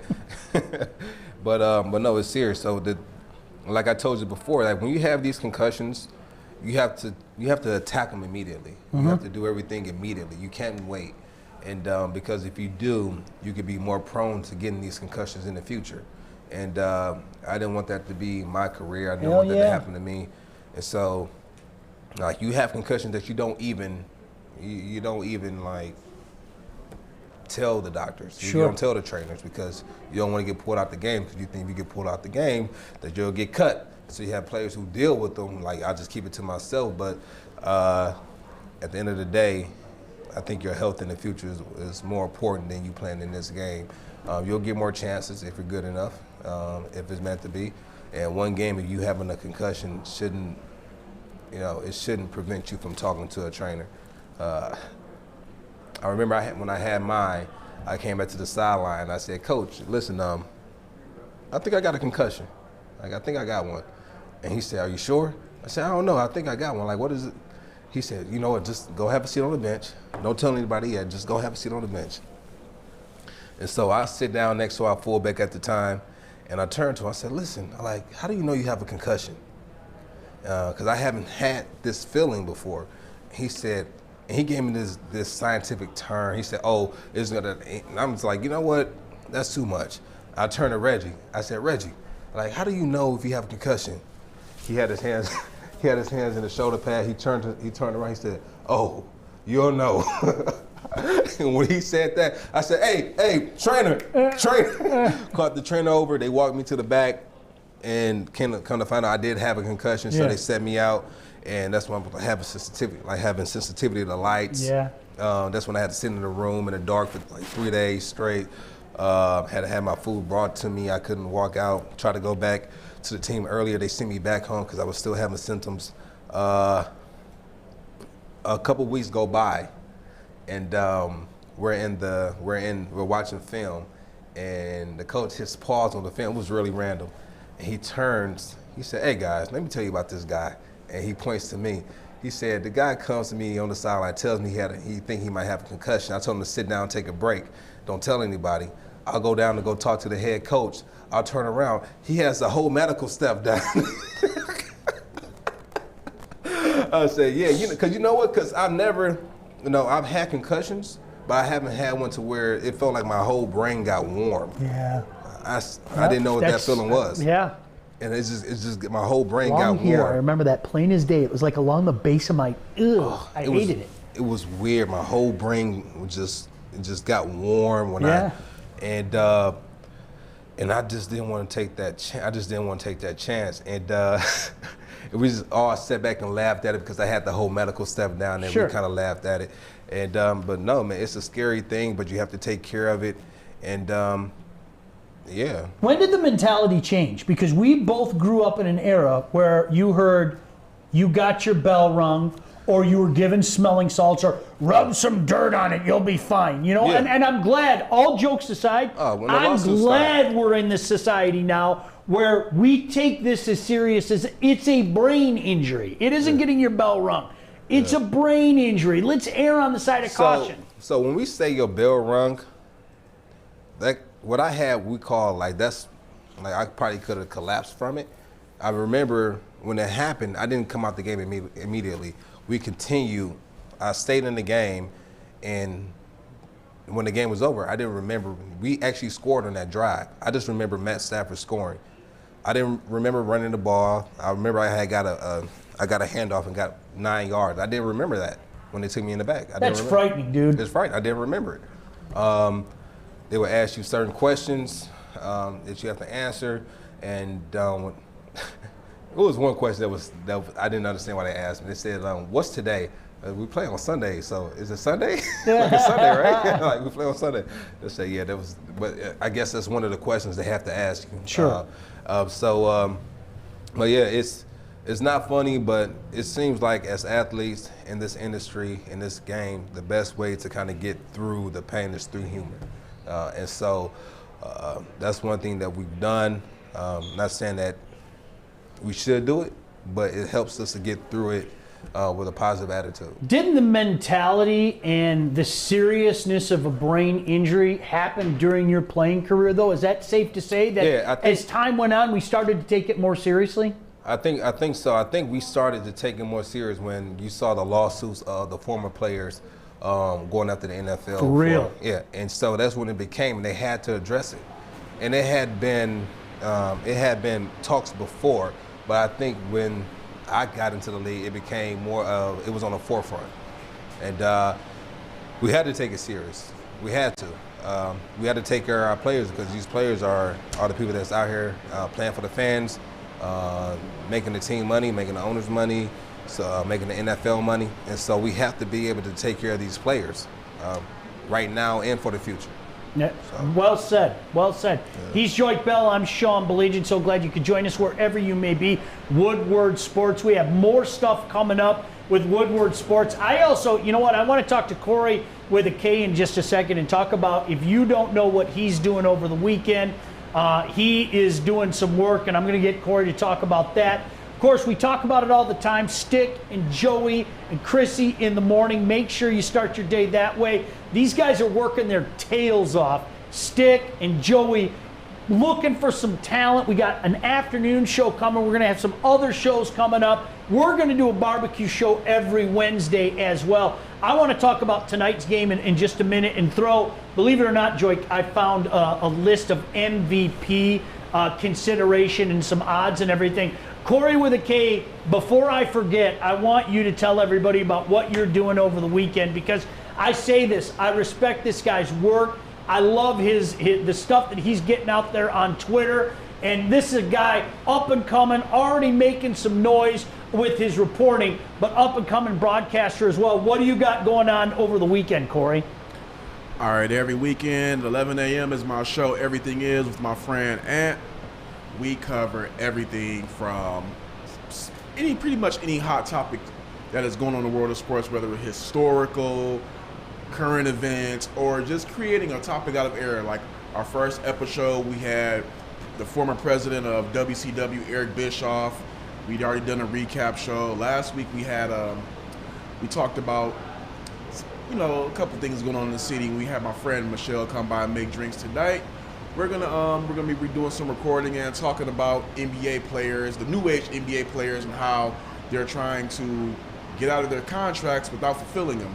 Specifically, James Harden, how he has 2 years left on his deal, and he's trying to force his way out of Houston. So yes, he's not going nowhere. They're not going to go. You said it's not going to happen? No, it's not going to happen.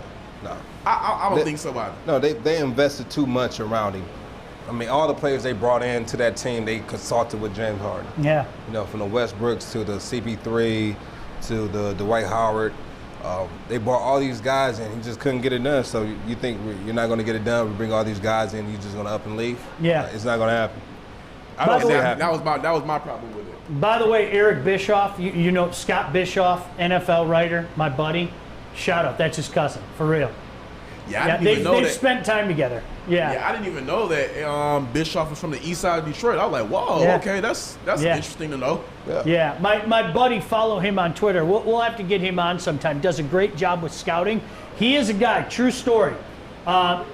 Ziggy Ansah was kind of unheralded, if you remember. It wasn't until after the season people were talking about him. Before the previous season, he told me, he goes, you got to see this guy at BYU. He goes, trust me. He goes, this guy is going to go top 5. Right. And I go, Scott, like, Do you know his story? oh yeah, oh, unbelievable story, unbelievable story. But the year before, I kid you not, Joique, true story. He goes, this guy is going to go top 5, and I go, okay, it's one thing if you say he's going to sneak into the top 10. I get that, okay? Yeah. Like not gonna, dude. I mean, he's one of those guys. He's got an eye for talent. He Yeah. kind of smoked out some. It was funny, man. So I would take a trip to Africa with Ziggy every year. You went? Yeah, I'll go. How cool was that? Yeah, I'll go with Ziggy every year. Always wanted to go. Yeah, like so, for real. So the first time he invited a lot of guys out in 2016. Everybody bagged out, so he thought I bagged out. He said, "Are you still going to Africa?" I said, "No." And I called him. I said, "Listen, when are we going to Africa?" He said, "Oh, you still trying to go?" Like a lot of guys bagged out. I said, "No. If I tell you I'm gonna do something, I'm gonna do it. I want to go." And so we went in 2016. Loved it. I felt like I was at home. Went again in 17. Twice in 18. No kidding. Yeah, so I go with him like almost every year. We didn't go this year due to the COVID, but it's funny. So I went back with him in 2016, went to his old high school. He actually came here because he had a academic scholarship. Went to BYU, got a scholarship there, was going out for the track team. Didn't make the track team one year. Went out again the second year. Didn't make the track team or the basketball team both years. One coach, I think he said, "You know what, come try football." And he said, "Football? I never played football before." So he went and tried football. He told the coach, "Listen, I want to play." So the coaches didn't think he was going to make it to spring ball. But he got through spring ball. He got through winter conditioning. He got to spring ball. Was still kind of raw. Came into the next season and was like one of their best players and just had an amazing season. And came back, I believe, did it the following year and then came into the draft. Had never played football before a day in his life. And so to see his story, now that's inspiring. Absolutely. Yeah. We could almost make a movie out of it. Call it like could. The Blind Side or something like that, right? I don't know if that would be we should do something like that. Patriots Rams tonight. The Patriots are doing it again, by the way. I'm going to watch this. Patriots are actually making a playoff push. They were left for dead a couple weeks ago. 6-6, have a good chance to make a name for themselves, taking on the Rams. Rematch of the Super Bowl from a couple of years ago. You and I were up in Mount Pleasant for that, if you remember. Yeah, that we big were. Super Bowl party. Just a was a great good time. Great time It was up a good there. time. Love going up there. I want to throw this at you guys, and this is for you as well, Corey, with a K. I found this story from The Score. They came down with NFL MVP rankings. You ready for this? You guys see if you disagree or agree. Number 5, Josh Allen from the Buffalo Bills. Number 4, Dalvin Cook from the Minnesota Vikings. Number 3, Alvin Kamara from the New Orleans Saints. Yeah. Pretty hard to argue that. Yeah. Number 2, Aaron Rodgers from the Green Bay Packers. And number 1, Patrick Mahomes from the Kansas City Chiefs. So you have Alvin Kamara and you have 3, Dalvin Cook, 4. all both over Derrick Henry. That's another great one. See, you know what I would do? Let me tell you what now you're thinking the way I would put Josh Allen and Derrick Henry near the top of that list because of everything else that's around them, Right. which isn't saying a lot. No disrespect to Tannehill, okay? But that's a one-man show with what Derrick Henry's doing. And that dude is still finding a way to blow things up. And we've talked about how I feel. I love Josh Allen. I mean, for all the crap that people throw that guy's way, he makes plays. He makes plays with his arm. He makes plays with his legs. feet. Yeah, I mean, it's just and there isn't a whole heck of a lot around him as well in Orchard Park. So, Joique, you and I seem to be thinking on the same level. No diss against any of those guys, okay? So that's but there are pieces around them that help them do what they do. So that's their top 5 for what? MVP. Let's see. See how it goes. And it's crazy. Nobody put Big Ben on there. Yeah, isn't it amazing? Yeah, it's not even close. He's not even in the conversation. They don't have a running game. I mean, the guy has to go out and throw 50 times a game. I mean, that's what makes me concerned. If you're a Steeler fan, that's what makes me concerned about the Steelers moving forward.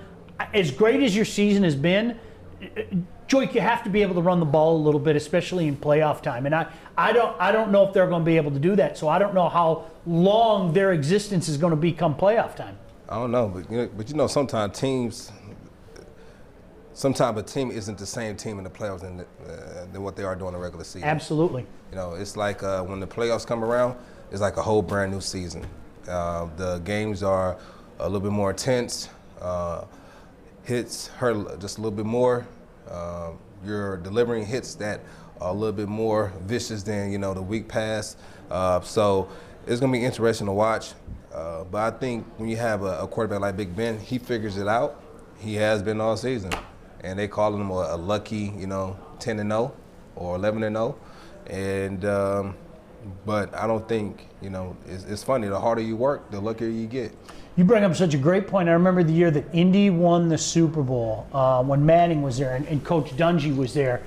The one thing, and Corey with a K, you might remember this, they had one of the worst run defenses, ever. Everybody ran on Indy.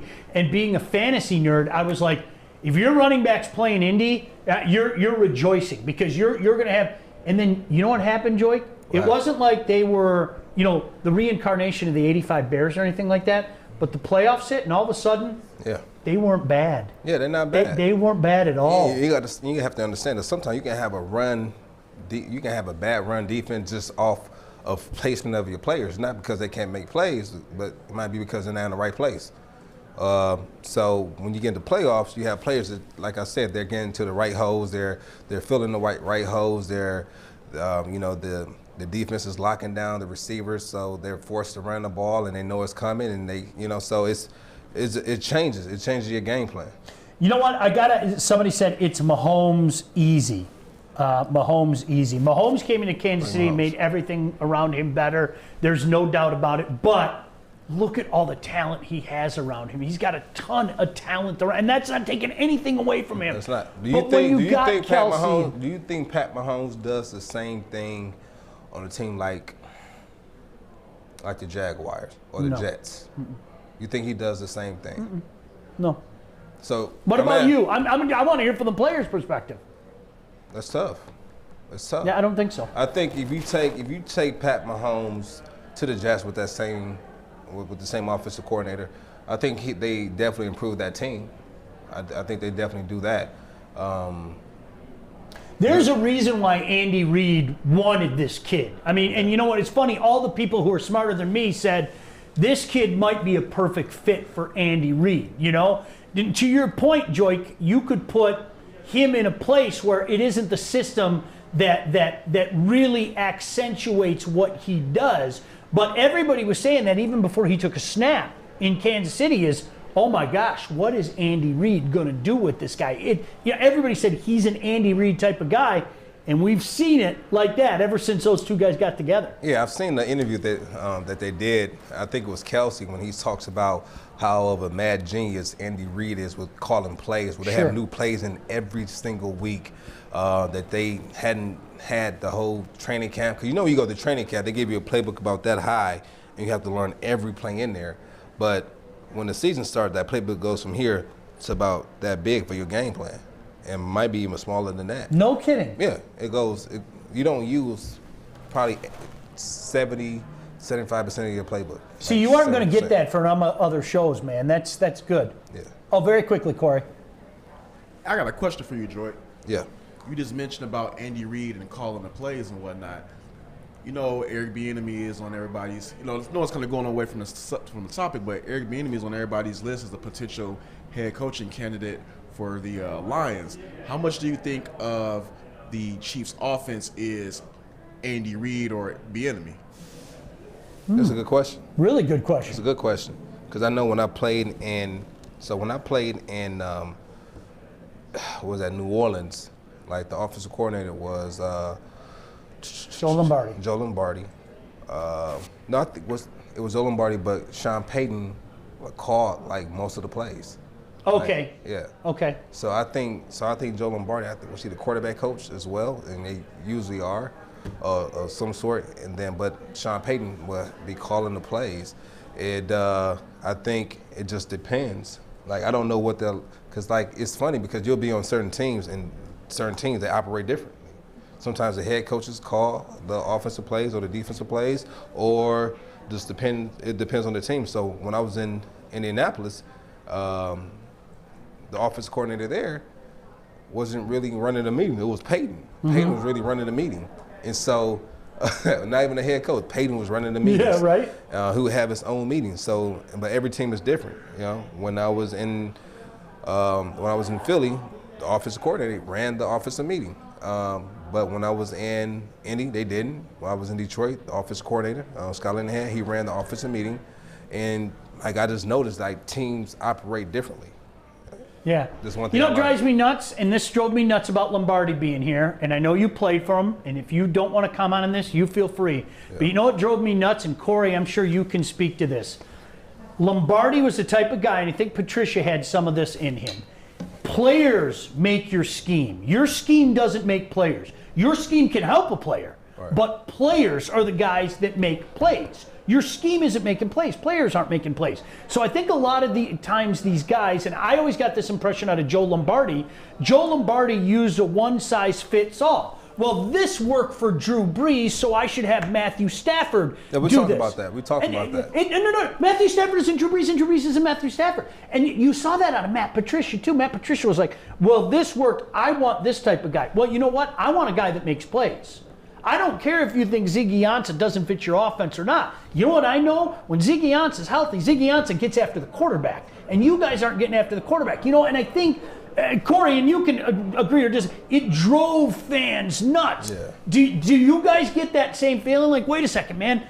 Play me to my strengths as opposed to trying to nail that square peg into the round hole. Yeah, but that's where the saying comes in that, good offensive coordinators or defensive coordinators or good coaches, they fit their scheme around their players.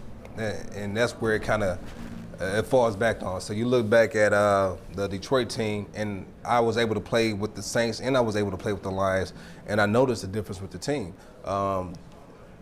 They had more possession guys. They didn't have really a guy that was a go-getter that's going to jump over you, snatch the ball over you. They didn't have a guy that was going to break a tackle and take it for 70. That wasn't the Saints game. They were going to pick you apart. They was going to dissect you going down the field. And that was Drew Brees' job.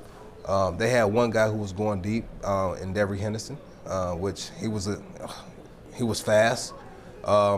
But for the most part, Colston was rock solid too. That's a good receiver, Marcus Colston. Yeah. But like Colston was. He was something different. Absolutely, he was something different. Yeah. And then you come here and you have like a Golden Tate, you have a Calvin Johnson, you have these athletic guys who are just throw it up. I'll go over 4 players and I'll grab it, or you just throw it to me at 5 yards and I'll break a tackle and take a 70.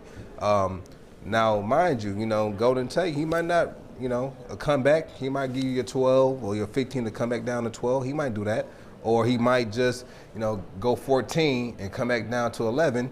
Just get the ball in my hand and I'll do the rest. One of the most athletic receivers I played with. You know what drove me nuts the last couple of years, Corey? Why they got away from the 50-50 balls with Marvin Jones downfield. Because let me tell you, it was never 50-50.